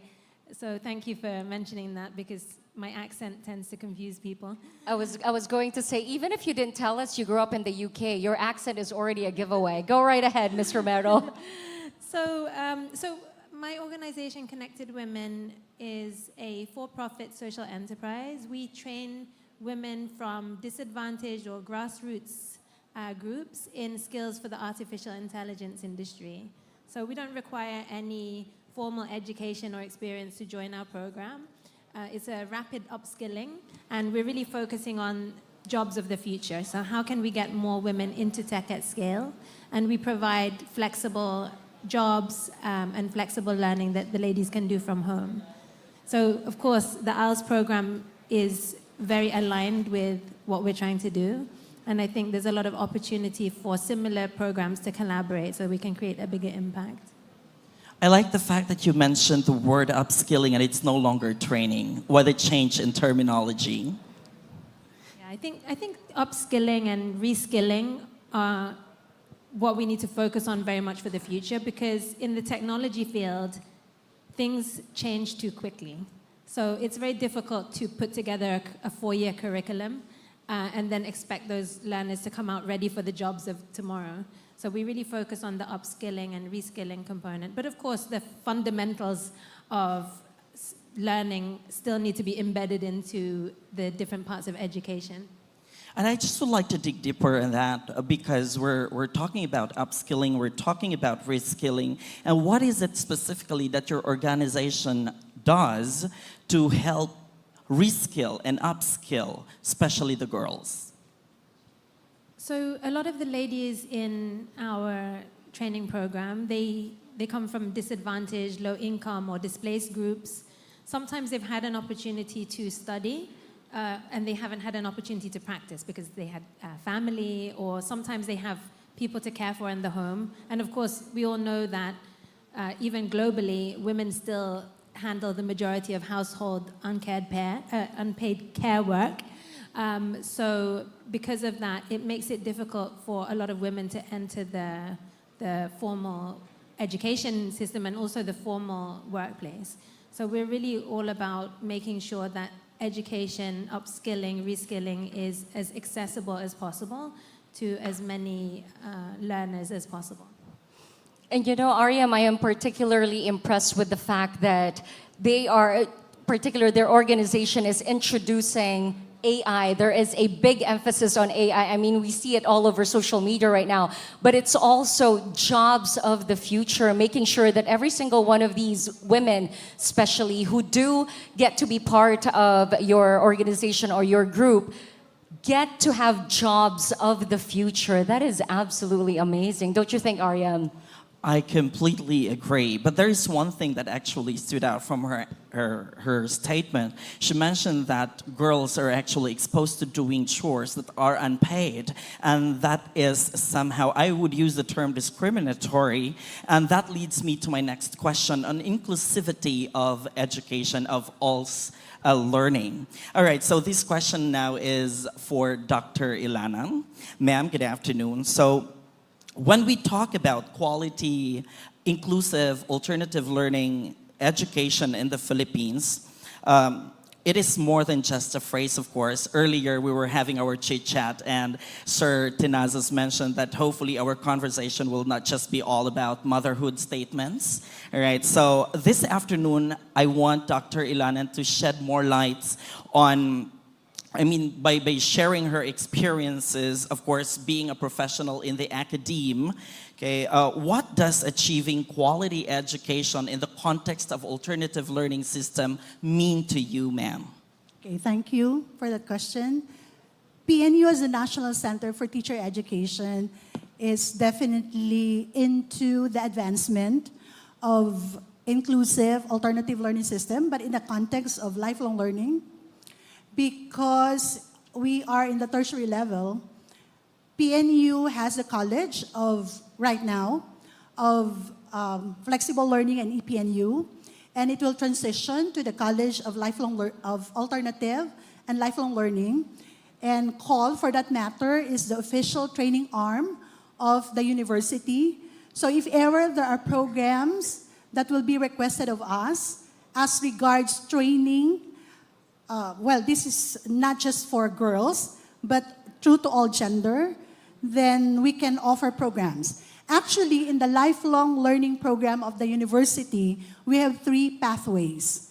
We have the formal pathway, that has something to do with academics, like obtaining a degree, diploma course. We also have the non-formal pathway, where training programs are actually lodged. So meaning the upskilling and reskilling that we were talking about earlier will happen in that particular pathway. And this is where we are actually in partnership with some of our government agencies, like the Commission on Higher Education, the Department of Education, even non-government organizations and agencies, and also for the informal. So the role of PNU is to ensure that we provide capacity building programs, even offering a diploma course for teaching, diploma in teaching alternative learning system, because we do not teach directly the ALS learners, but we teach the teachers who teach the learners. So I think that's for now. Yes, deserving of a round of applause, especially that you are giving so many options. Whichever pathway applies, or it's something that your life can allow, that's the one that you go for. Ariam, you wanted to say something? I just would like to say that was comprehensive, and there were a lot. Really, Jelly, you said that, they're offering a lot of options. And I feel like I would like to enroll in one of those courses, and maybe one of these days I will become an ALS teacher. I would be more than willing to be one. Oh, there you go. And I think you'd be perfect for it. So you're probably going to choose a path, the second path or the third path, right? Why not? All right. So Dr. Ilanan talked about inclusivity in the ALS education system. So now this time we're going to talk about the quality, ensuring quality in the alternative learning system. And so this question is for our handsome gentleman on stage. Okay, don't look around. Okay, I am in no competition. All right, so Sir Tenazas, the question is, drawing from your very rich experience, in ALS, and of course, you've probably have explored different practices and how to deliver education through the ALS system. So could you please provide us real-life examples on how we can best achieve quality and inclusive education, particularly in the non-formal education in the Philippines? Thank you for the question. There are 2 parts, no? Quality and inclusive. That's right. We can start with quality. Yes. The quality part, it's very critical. We start with, for example, the curriculum. ALS or ALS has been romanticized in terms of we can do education even under a mango tree, right? But in reality, what kind of quality will you get if you're just doing all your lessons under a mango tree? The question now is how to move from that framework into something more not formal, but something more rigorous, something more adaptable to the learners, and something that will equip them to become more competitive when they complete the program. So there are lots of possible inputs: curriculum, teachers, technology, even infrastructure, right? So, and then practical support. So these are many components of like a quality ALS program. But in terms of inclusivity, no, what's the other one? Yes, inclusivity. Inclusivity. In terms of inclusivity, ALS as a second chance program, there's an aspect wherein you're waiting for people to come to you, but there's also an aspect of they don't know that the program exists, so maybe you should go out and go to them as well. So our noble teachers, they go to the communities and they make sure that everyone who did not complete high school or even elementary are informed, and they are given a choice, or if they're interested, like a program is being tailor-made for them so that they can participate somehow in any of the programs that they qualify for. So active participation, because as you know, if we're reaching the last mile, it's kind of more, you need a different approach rather than if you're trying to reach the mainstream, 90% of the population, maybe that's okay. Just have your school open and then they will come. But for these people, they were the ones who really found that framework very difficult, or they had various challenges, so they had to go. So now it's your turn to invest a little bit more and then go out and look for them. That's the main thing. Yep. Yes, Jelly. Mr. Terrazas, what do you see as possibly an untapped source or untapped resource, rather, of how you can spread the word that ALS does exist? I mean, when we had our speakers earlier this morning talking about how ALS is very different in the sense that they are the ones who go out there looking for the learners who may be interested in being part of the program. I was a little bit taken aback because, you know, a program as amazing as this, you'd think people would grab this opportunity because, like you said, this is a second chance.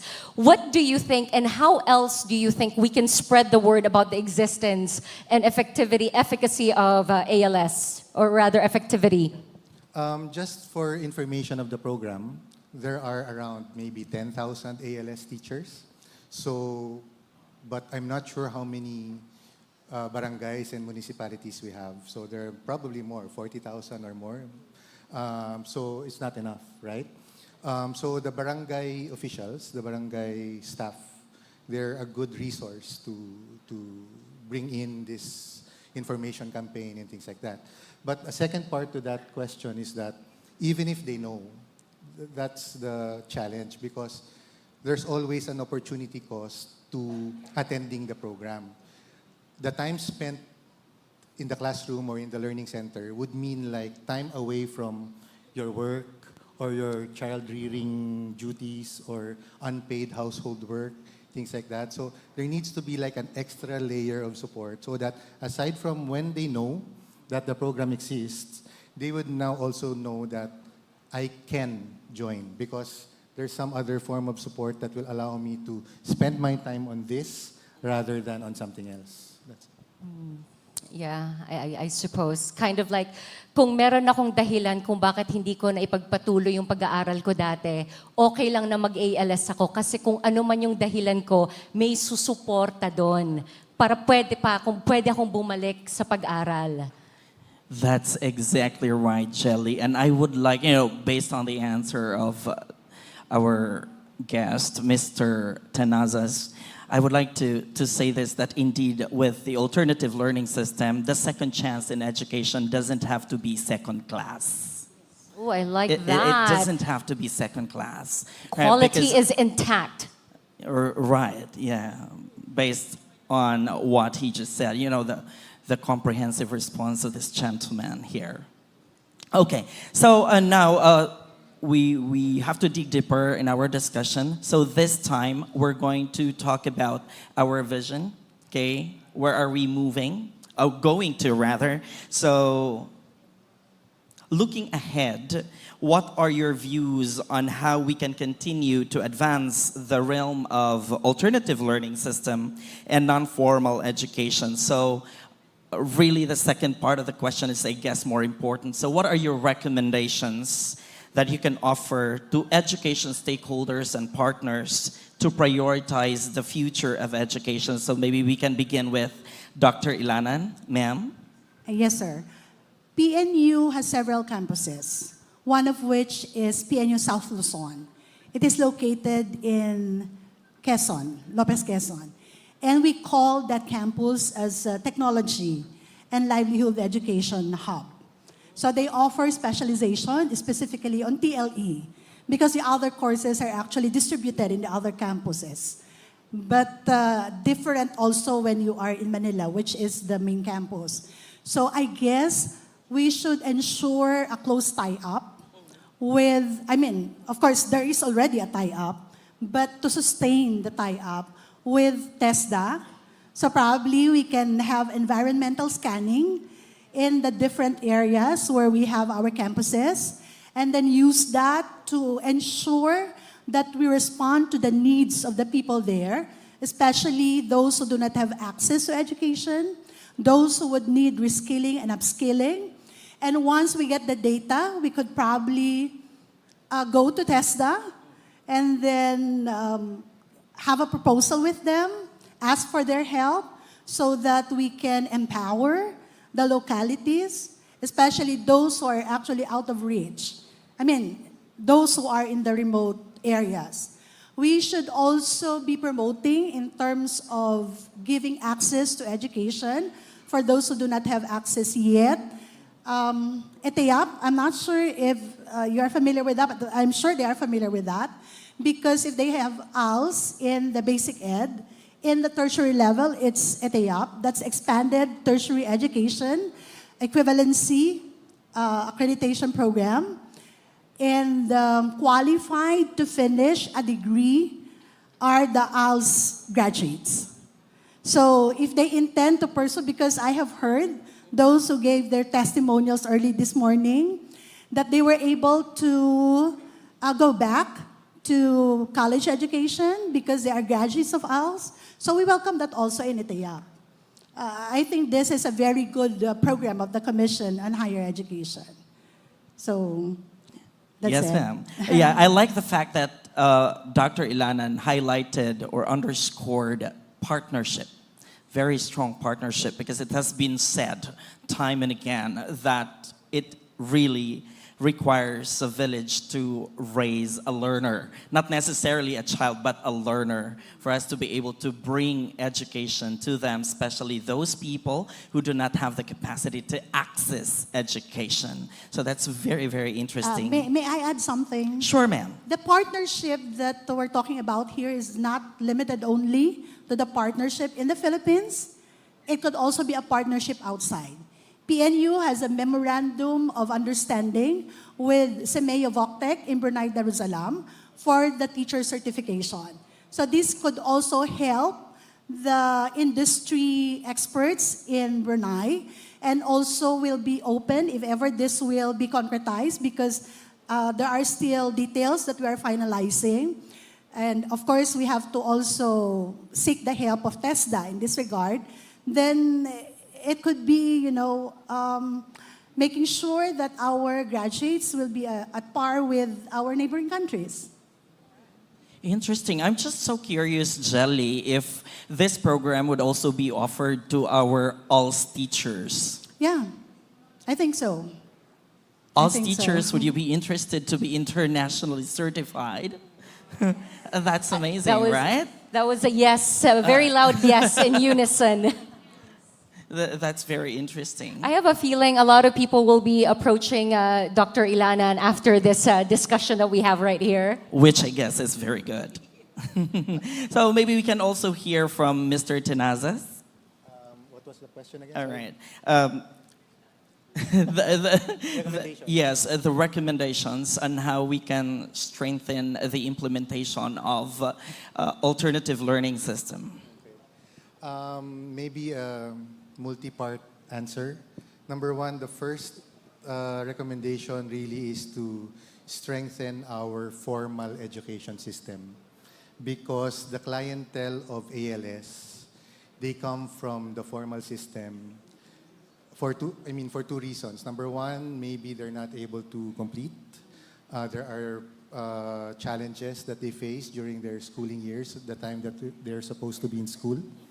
And second one, there are just some certain people that don't fit within the classroom. So there really needs to be something else for them, second program for them. So improving the performance of our formal education system, that's the big thing. Moving forward, ALS, you're looking at an ALS program that doesn't need to continuously increase in terms of enrollment.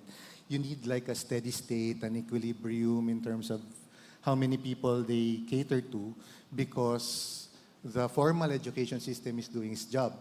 And as you go through the decades, the share of the population not completing high school is supposed to go down, go lower and lower, right? So ALS will stabilize at some point if the formal education system is doing well, right? The second thing is that while we're not yet in that situation, the key word is to front load. There are lots of partners, lots of NGOs on the ground, lots of available resources, which we can really saturate all the areas that currently require the presence of the program. So let's front load it now, rather than have like periodic targets which are really small. We can do so now, and then even reach people who are 8 years old, 70 years old, 60 years old, before they eventually pass away, or they go out of the citizenry, right? So those are two very broad things. Number one, in terms of the formal education, but also number two, massive investment in the short term, so that we can really make a dent in the current universe of those who need the program. Yes, Mr. Tenazes, I just would like to piggyback on that statement of yours, the first point that he made, that there should be no competition between the formal education and the alternative learning system, okay? Because, again, it is, I believe, the thrust of the Department of Education to bring our school-aged learners to the formal school. But, of course, the alternative learning system is there to complement, okay, whenever these learners are not able to get their education in the formal school. May I add something Sure. to that one? In Economics 101, for example, a basic model that they show is one of the bathtub. When you open the faucet and then you fill up the bathtub, there are two kinds of water there. One is the stock, who's already in the bathtub, and one is the flow from the faucet, right? So that's also what's happening to our out-of-school youth. There's already a stock who were previously there from before, and then there's a flow of continuous dropouts from the current formal system. So in all of those, there's no formal system for them. So there's no competition. The whole bathtub, including the faucet, is for ALS, because that's the second chance already. So there's no competition on that one. The solution is to close the faucet. That's the solution, to close the faucet so that we can take care of all the water in the bathtub already until it's done. Then we need like very little ALS. It depends. That's a beautiful analogy in there. You painted the perfect picture for everyone. Yeah, and with the second point, Mr. Tenazes mentioned about some learners who feel that they don't fit in the formal education. And I believe, I see the beautiful smile of Ms. Romero, and I'm pretty sure she has something to say about this. Or maybe she can share with us her own experience. Yeah, thank you for raising that, because it resonates with me a lot. So I'll just share a little bit my story, if that's okay. My mom was actually a domestic worker. She left her small town in Porac, Pampanga, to go to the UK back in the 70s. So that's how I ended up, by fate in the UK. I grew up with a lot of Filipinos who left the country because of looking for opportunities outside. And anyway, like many overseas workers, my parents came back to the Philippines, back to my mom's town to be entrepreneurs. They had their life savings that they wanted to invest in a piggery. So I actually studied in the UK, but then I studied my high school in Angeles City in Pampanga. And I was fortunate and unfortunate to experience the volcanic eruption, Mount Pinatubo, that happened in 1991. So my parents lost everything. And so I was, in my graduating year of high school, I was not a good student. I'm going to tell you that now. For all the teachers, I was that student that was a problem for you. If I found the class boring, I didn't attend the class. But the classes that I liked, my fellow students didn't like me because I want extra homework, especially biology and the sciences. So, you know, I found formal education quite boring at that time. And then, of course, we had a lot of disruption happening as well because our family business was, you know, was destroyed and was failing. So then we had also financial difficulty. So I did manage to enroll into university. I joined BS Biology, but I was less and less interested in studying in the traditional format. And especially because in our farm, I was very hands-on. I actually wanted to be a vet, so I was very hands-on. I was assisting the vet, you know, for many years in the farm, so I was quite advanced in my practical experience, but the theoretical learning didn't excite me, unfortunately. You know, that's a beautiful story you just shared with us, because here is a lady who is growing up not perfectly cut out for formal education. Some aspects of it, yes. Others, not so much. And I'm pretty sure there are a lot of kids right now who can relate to that experience of yours, not just within the school, but also what life threw your way from experiencing what you did back in 1991, but still pursuing education nonetheless. What was the impetus for you to still, you know, despite the formal education not really working out for me sometimes, I'm still going to pursue it? What was it for you? Well, I love to learn, that's for sure. So I continue to learn everything I can learn. So I actually managed to go from a college dropout back to the UK. I became a cabin crew, so I had the opportunity to be cabin crew for 10 years. But in the UK, you don't need a degree. In British Airways, you don't need a degree to be cabin crew. I don't know why you would need a degree, honestly. It's a service-oriented role. Certain things, you definitely need a degree. So, you know, I'm sure nobody wants to go to a doctor that learned it on YouTube, right? But, you know, the opportunities there are different.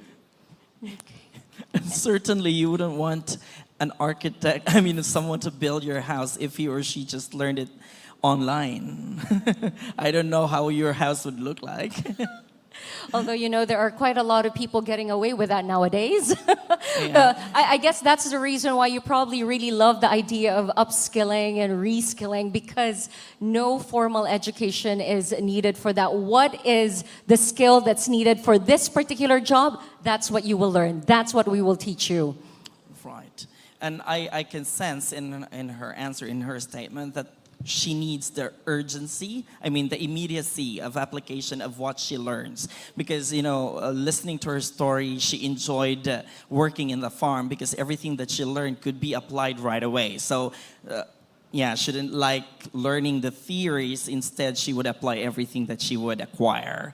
So I like the fact, Ms. Romero, that you underscore the word learning. I love learning. And hopefully we all have that love and passion for learning, not just for degrees. But of course, it is fair to say that Ms. Romero is not advocating for these learners not to pursue their education. Definitely. Yes, Ms. Romero? Of course. You know, everyone has different opportunities presented to them, and different paths. I really strongly believe that in this region, building your foundational education and your formal education is still the best way at the moment to secure a more secure future. I had a different upbringing because I was British by birth, so I had different privileges. It's not the same, unfortunately, for those of us here in the Philippines, especially in the grassroots. Yeah, that's right. But there are so many options nowadays, and we truly appreciate organizations and events like the one that we have right now. We're in, you know, they're spreading the word out there that if you didn't happen to have formal education or you had to stop having your formal education, there are still many options for you. your life doesn't end there. Right. I completely agree, but education remains to be the great equalizer of human situations, definitely.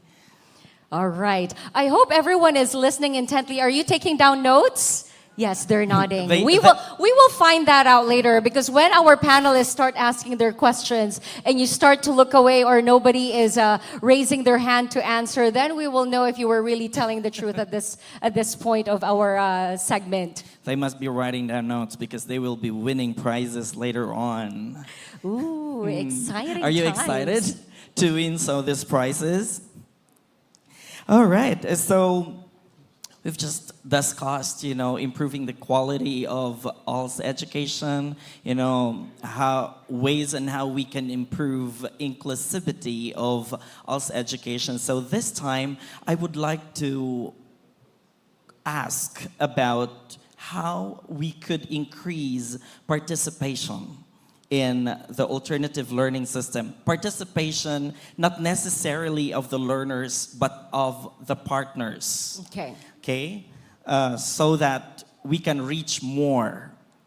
Because, if we will be operating single-handedly, I don't think we could have that much reach. Yes. Right? So, there are some non-state actors. So the non-state actors they're not funded by government, of course, so NGOs are there. So non-state actors play a crucial role in education.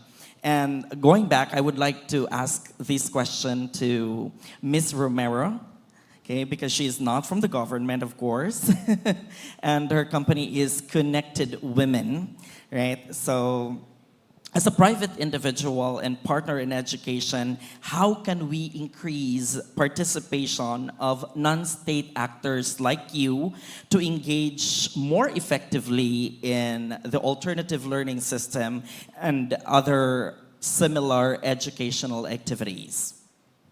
So I think I can give an example of how Connected Women would be able to help. And there are many organizations like Connected Women who can help in similar ways. So we have 135,000 members in our community from all over the Philippines and also outside of the Philippines. Most of them join Connected Women because they want to earn. They're not really looking for how to earn, they just need to earn. We have different programs with different partners that we run, but we have around 11,000 waiting lists for the Connected Women Elevate IDA program. And we don't even promote it. They just hear about it through partner press. Word of mouth. Ms. Romero, if you'd allow me to stop you in there first. How big again is the number? Could you please repeat that? 135,000 women. That's quite a lot. And hopefully that would grow. So programs like this would be great because we can't currently serve them all to train them. So if they join and they probably don't know about us, and also, sometimes they're not in the education system because they had a bad experience or they feel that they're not the right fit. So we can actually advocate and let them know that there's something that might be a better fit for them. Excellent. Who's going to add to what it is that she has said? How else can we actually engage more to be a part of this? Mr. Tenazas? Yes, we've worked with the Department of Education. Our bureau is here. They can explain a little bit more. But we were working on a policy in terms of recognizing the different kinds of partners that would want to go to ALS. So as you mentioned, there's a lot of interest in ALS. But we also, we need to do away with the thinking that beggars cannot be choosers, right? If somebody just comes and asks you for support, can we partner in this one? There needs to be due diligence. You don't need to just jump on the opportunity immediately. There needs to be like a framework of our engagement because we're talking about degrees, we're talking about learning competencies. It can't be just anything under the sun. So there needs to be a structure within the Department of Education. It should be governed by the system. And then the partner that you're dealing with should be like a legitimate NGO or non-state actor, as you said. which is very capable, and then you can rely on them to continue the service for the whole year, for many years to come, unlike others that just start with a bang and then fizzle out after 2-3 months. That's a major concern because the learners, where will they go? How will they be catered to by the program? How will they get their next thing? So normalizing or formalizing the rules of the game when we partner with each other, that would allow the department, that would allow government to really plan out where to put different resources, what would be the comparative advantage of different partners. Those would be like a major step forward also. Well, that's a very good reminder. Okay, so we have to be vigilant as well and prudent, I suppose. And our bureau people here have lots of experience in terms Yes, of like right. fly-by-night organizations and things like that. So. so they can readily identify them. All right, and speaking of structure, earlier we talked about the curriculum, so we can ensure that the instruction that our ALS learners would get are of quality because they are quality assured by the Curriculum and Learning Division, I suppose. Yeah. And of course, I heard that Mr. Tenazas has a lot of engagement with the Department of Education. I guess he goes around to help train. Yes, yeah. We can talk about that later. Maybe we'll give Dr. Oh, sure. At PNU, we have 2 offices that could help. One is Community Partnership and Extension Office. So before, the services that they are offering would just be limited to the NCR, but now we go places. I mean, we go to the provinces. We ensure that we cover as many places as we can so that we can extend help and assistance, especially for lifelong learning programs, which is not just limited to girls, but it is true to all gender. Plus, we have the International and Linkages Office. So for the linkages, this would help us probably explore other potential partners that could help out in order to promote the program, especially lifelong learning. May I add something in terms of the kinds of partners? So there are different kinds of partners. So for example, there are ones that come to DepEd and then ask, can we initiate or have an ALS program in this area? So they can do like the whole teaching, the whole set of teaching in line with the current curriculum, right? But there are other partners also that just want to provide additional materials, maybe school supplies, financial support, maybe technical know-how in terms of like livelihood programs. So that's a different kind of partnership. You don't need them for the curriculum part, but you need them for like the livelihood or the other informal education part. And then one area that we need a lot more support would be in terms of post-program support. This is when the learners are done with the program, they have their certificate, but it's not a magic lamp, right? You won't. What now? You won't. What's next? you won't get a genie and then just. That's right. Because you have an ALS degree, you're not gonna. Your life is not gonna change overnight, right? So many of them, if they don't get additional support, because they don't have networks, they don't have social capital, they don't have pocket money to apply for jobs. Or And if you apply for a job, they don't have experience. Right, they don't have experience. Because when you graduate, they're looking for 10 years experience. So what do you do? But those kinds of support for the learners, you don't just throw them into the pool and then just allow them to swim. Maybe help them out how to apply for a job, do a good resume, prepare for interviews, dress properly, have the confidence to look at employers and other people. That's a big thing as well. And that makes me interested to ask Ms. Romero, it's like, when these women come to you, say for help, what kind of assistance do you give these girls for them to, say, land a job? So Connected Women is kind of an unusual organization. We're not actually a training company. We train the ladies, and then we operate almost like an outsourcing company. So the ladies who train with us, they become freelancers in a pool. So we have 1,000 ladies now trained in artificial intelligence data annotation, which is a very specific skill for the AI industry. It's basically preparing the data that trains the AI models like ChatGPT or self-driving cars or similar systems. So it really is for the future, happening now. And then what we do is we have clients like Union Bank, Aboitiz Group, PLDT Group, and they give us projects. So the projects are managed by Connected Women, and then we actually provide the jobs to the ladies who are trained. So the nice thing about that is they're not thrown into the real world immediately. They get a chance to work with each other, work with our team. We continue to upskill them because most of them are not ready to get hired at that point. But of course, we want them to have a long path ahead of them, and that could be staying with us and climbing up the ladder, or it could be going into other companies or other jobs or fields. And some of those tracks could even be really in-demand global skills like data science, for example.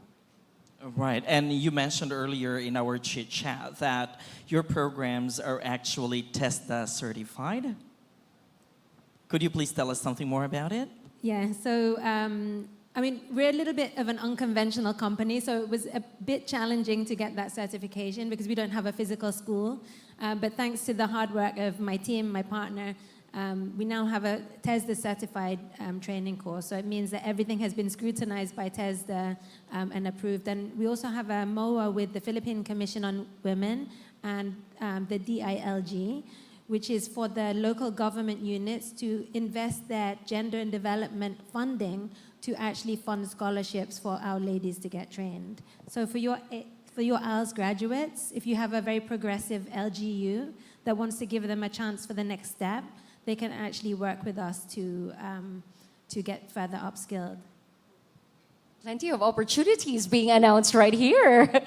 So it was right when one of our learners earlier that with us, doors were open to endless possibilities. So. Ariam, I was holding back on this question because I feel like it's a very ignorant question, so forgive me for posing this. But especially since we are on the UNESCO and DepEd social media pages, you never know who's actually watching. On the other side of that screen is somebody who feels like, I am interested in ALS. I think this might actually turn my life around. Who do I get in touch with? How do I go about this? What is my next step? We're inviting more learners to be part of ALS. I am a learner. I want to be part of ALS. What do I do now? Is there anyone would you happen to have the answer to that? No, I wish I had the answer. Okay, we will make sure to get the answer later on because, we're trying to promote ALS. We're announcing the existence of ALS, and we've already posed all of the advantages that ALS has, all the partners and everyone else that could be a partner of ALS. How do we get to be part of ALS as a learner? We'll have that answer for you a little bit later on, don't you worry. That's right, but I also have another question. So how do we encourage our learners to actually join the fold? Oh, there you go. They're still on the fence about being a part of ALS. Like, there is already the program, but some are not availing. So how do we encourage those learners who are at least hesitant to join and avail of the benefits that the alternative learning system offers? Okay. Maybe Dr. Ilanan, especially since you do have a program in PNU about lifelong learning. So the love of learning is right there. I always believe that parents play a very important role in education, in learning of their children. So we're thinking of starting with the parents. In order to attract ALS learners, I guess we need to educate their parents. Because once the parents are given training, once the parents know how beneficial being in ALS, then they could convince their children to also do the same thing. Go into training for ALS. And maybe not just parents, Ma'am Ilana, no, maybe people within their circle of influence. Yeah, but it has to start from the family. Yes. And parents should be the first one. I couldn't agree more. What about for Mr. Nicolas? I'm trying to remember. Majority of the ALS learners who are enrolled are between the age 15 to 24. So in this age, there is still economic sense for them to go back and get a degree and continue their study. Because the opportunity cost is kind of low. I mean, what kinds of jobs do they have at this point? It's going to be like informal jobs. It's going to be like small-scale jobs or part-time jobs somehow. So there's an opening there to allow them to maybe do that part-time and then do this part-time, or maybe do this full-time and then we'll help you with livelihood somehow, so that it can be supported. So majority of the enrollment is between 15 to 24. So there's that strategy. But for the older ones, little bit older than 24, they've passed the point that going back to ALS makes economic sense. Sometimes the reason is now personal satisfaction or self-actualization and things like that. So there needs to be a different approach for people like this. I'm not sure if you've also talked about the BARM setting in the morning, but we've published a study on BARM, and then I asked them a question. What would have been a good program by the government so that you would have finished your education and did not drop out and did not have to go to ALS now at this advanced age? For example, these are women, 40 years old. They're now starting to come back to ALS because their kids are big enough to be independent in school, but now they're trying to come back to get their education for themselves. And then I was surprised by the answer. They said, I don't need any government program. I just needed that at the time when I dropped out, that I was not married off to somebody else. That I was not married off. I was not used as payment for Rido. I was not in an arranged marriage or things like that. So if they would have just allowed me to continue, I would have finished.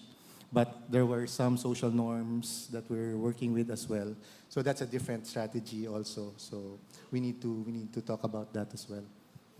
So it's really very important that we understand the context where these learners are coming from, because really there is no single solution to address, and there is no single strategy to attract them to go back to the fold and study, because there could just be many reasons, as there are people in the world. Yeah.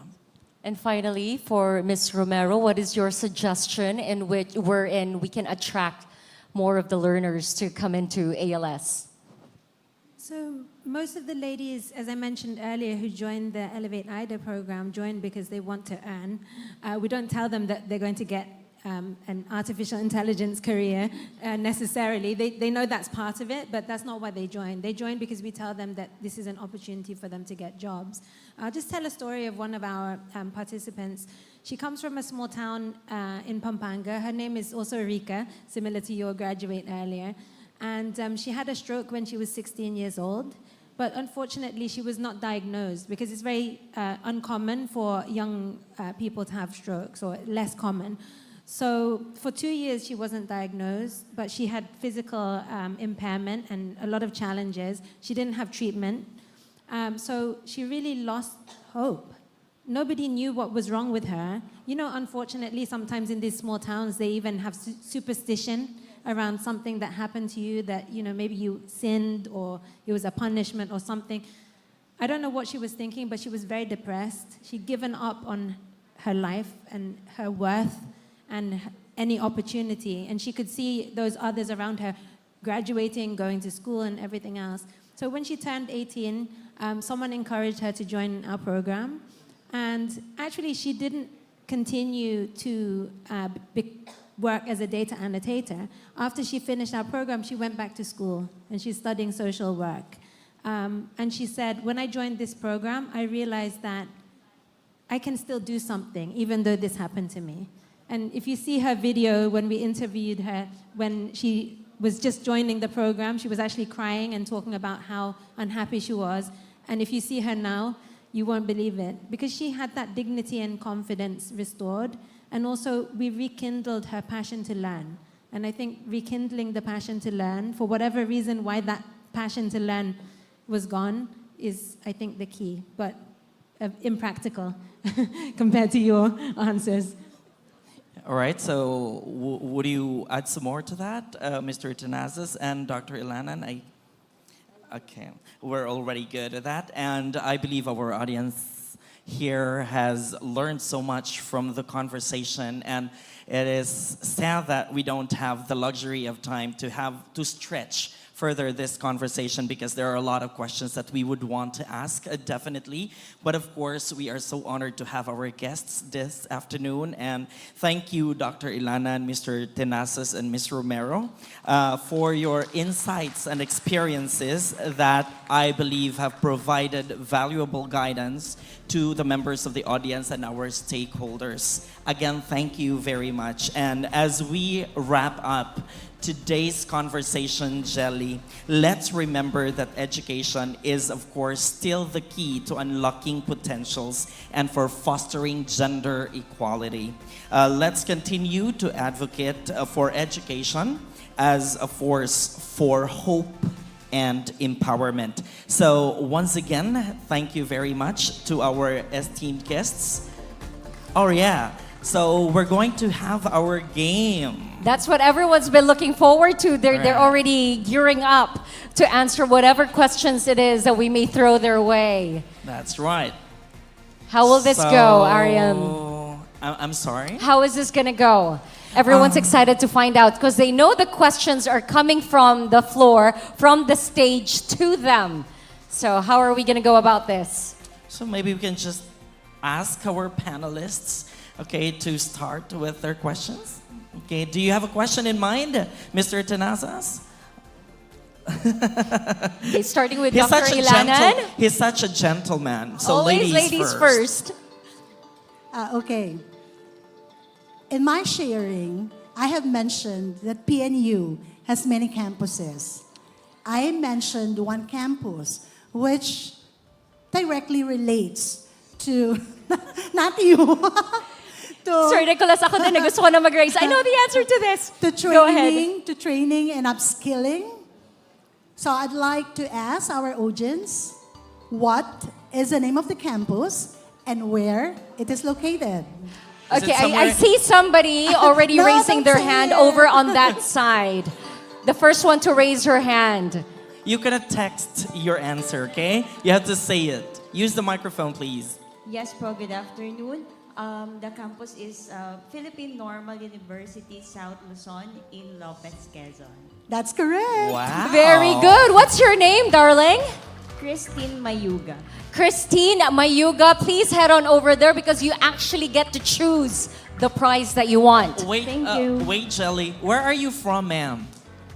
I came from Region 4A, Lucena City, Quezon Province. Ay, kaya pala alam niya. That's the reason why she's able to answer. Meron naman kasi siyang geographical advantage. That's right. All right. Thank you very much, Miss Christine Mayuga. Please head on over there. And I don't see anything wrong with that. If you're from that area, you should know. And you should be proud. Yes, okay. Actually, they're just neighbors. Okay. Next question. Mr. Tenazas, are you ready with yours? Okay. In my bathtub analogy, what are the two kinds of data that we can get? I mean, what are the two kinds of data that we have usually in terms of analyzing dropouts? And Okay. things like that? Using the bathtub analogy from Economics 101. Yes, sir. First, introduce yourself and then your answer. I'm Mr. Pay from Division of Manila. Okay. From the bathtub. Sir, do you have a bathtub? You don't Do you have a bathtub? Sir, ang requirement po dito, dapat yung explanation po verbatim. Right. Kidding. Totally kidding. Go and ahead. one more, Jelly. Before you win a prize, you have to make sure you have a bathtub. After niya sagutin nung magkakaroon na raw siya. Go ahead, sir. Actually, ang bathtub story, the previous water there is yung prior knowledge by the learners. And the one coming from the faucet is yung additional knowledge from the ALS facilitator. Okay. Thank you. Very specific. Okay. But that's not the term. Yeah, it's a little bit different from what Mr. Tenazas was explaining. But let's see. Wait, hold on. Let's see if Mr. Nicolas Tenazas is going to accept that answer. Or do you want something better? Can we have a consolation prize? Okay. And then still ask for the correct answer? Okay. Yep. So, sir, you deserve a consolation prize, but who will give us the real answer? Yes, ma'am. The lady there, kindly approach the microphone if you know the answer. I think that the first one is the quality and the second one is the inclusivity. Okay, so you need another consolation prize? So that means that's not the correct One last answer. attempt. Well, it seems that Nako. everybody will win a consolation prize. Meron pang sinabi si Mr. Nicolas na turning off the faucet. Ano yun? Okay, go ahead. Let's see. Hi, I'm Lizelle Dunuan. I'm from Connected Women. The water that is in the bathtub are the first ALS students, the ones that are previously there who are still finishing. The water coming from the tap are the new students that are either dropping out from formal education and adding on to what is there. So what you said was we need to turn off the tap. So essentially, solve that source of. Was that a spot-on answer? That's the correct interpretation of the category. So Okay. maybe we'll just say the category, no? All so right. that we don't run out of prizes. Would that be another consolation prize? Right. Oh, that's another consolation prize, not the major prize. Okay, but I believe, are you... Can answer? Can you Okay, answer? if I remember this correctly, with the bathtub analogy, you were talking about the stock water that you have is the already existing out-of-school youth. And then the water that is flowing from the tap or the faucet are the ones who are now dropping out of school. And the only way that you can stop that and actually prevent the water from overflowing is by, if we can, by stopping turning off the tap. So we already prevent the overflow. Okay, I will now go claim my prize. Wow, congratulations, Jelly. So excited to get your prize, huh? All right. That was the So, answer. Stock data and then flow data. All So, 2 right, times. okay. Oh my God. Nasagot na po. Hindi na po pwede yung tanong na yun. Nasagot na po. Okay. We are now going to move on to the question from Miss Romero. Ayan na. This one I'm interested. What kind of question are you going to ask them? I'm going to make it an easy question, so you're going to have to be fast. All right. So Connected Women trains women. We have a program called Elevate IDA, which teaches women how to do data annotation. What industry is data annotation used in? First hand up. First hand up.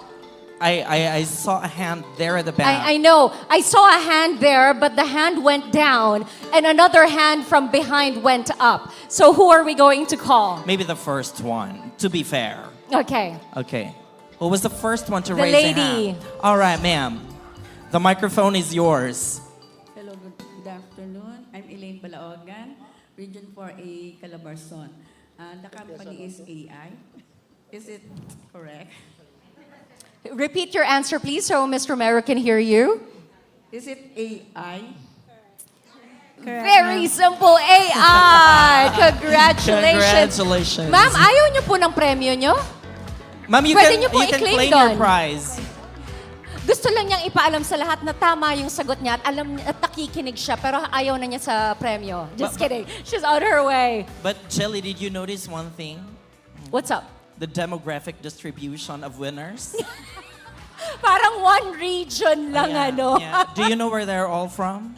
Region 4? Yeah, right. I'm noticing. I was like, oh, another one from Region 4. Very, very interesting. So a reward going out to the members of Region 4. Talagang nakikinig ng mabuti. Thank you so much. Can we have a round of applause for all of you? Good job. And I believe we are done, but not before we say thank you once again. From the Philippine Normal University, Dr. Celia Ilanan. A round of applause, please. From Connected Women, is there a website? Where can they find, how can they be part of Connected Women? ConnectedWomen.com, that easy, ConnectedWomen.com. We have Miss Gina Romero. A round of applause for her, please. And finally, Mr. Nicolas Bathtub Tenazas.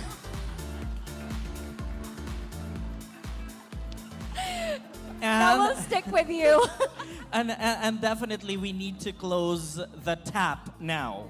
Jelly, I guess we need to close the tap now. Otherwise, we'll go over time. We are closing this conversation, but not before we also acknowledge our wonderfully amazing moderator. A round of applause, please, for Mr. R.E.M. Cinco. Thank you very much for having me in this conversation. Actually, this is my first time, and it's indeed an honor. Oh my to be goodness, here. a first timer, and he was amazing. And you know what? If you were impressed with REM, you will see a whole lot more of him tomorrow. So make sure that you stick around and don't miss out on that. Ladies and gentlemen, another round of applause, please, for all of our panelists and moderator. May I invite everyone to just stand at the center a little bit closer together so you can have a photo op.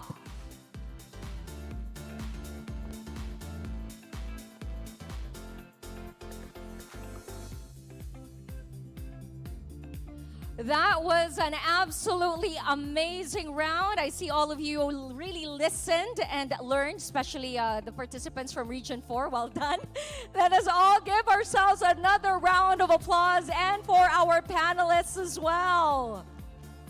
Thank you all so much. Ladies and gentlemen, it is time that we draw this remarkable day to a close. We have had such an insightful day, whether you are here in person or joining us from the home or the office, watching the live stream on all of the social media pages of UNESCO and DepEd. Thank you very much. It is enlightening to see that there is a bright future ahead for our out-of-school girls, filled with opportunities and promise. I think on the websites, we will make sure the information is there. If you are interested in ALS, you're an out-of-school youth, maybe not even youth, and just out of school, and you definitely want to get more of your education, you want to keep it going, we will have the information on how you can be part of the ALS or the alternative learning system. Thank you all for being a part of today's event. We look forward to seeing you again tomorrow for another day that is filled with learning and understanding. Personally, I am excited about the great discussions that we will have on the second day. Thanks to REM, the very capable hands of REM Cinco. You're going to be in that tomorrow, and I'm sure you are excited as well. I have been your host for the day. An absolute pleasure and honor once again being with all of you. My name is Jelly Victor. Until tomorrow, take care and enjoy the rest of the afternoon. Good day.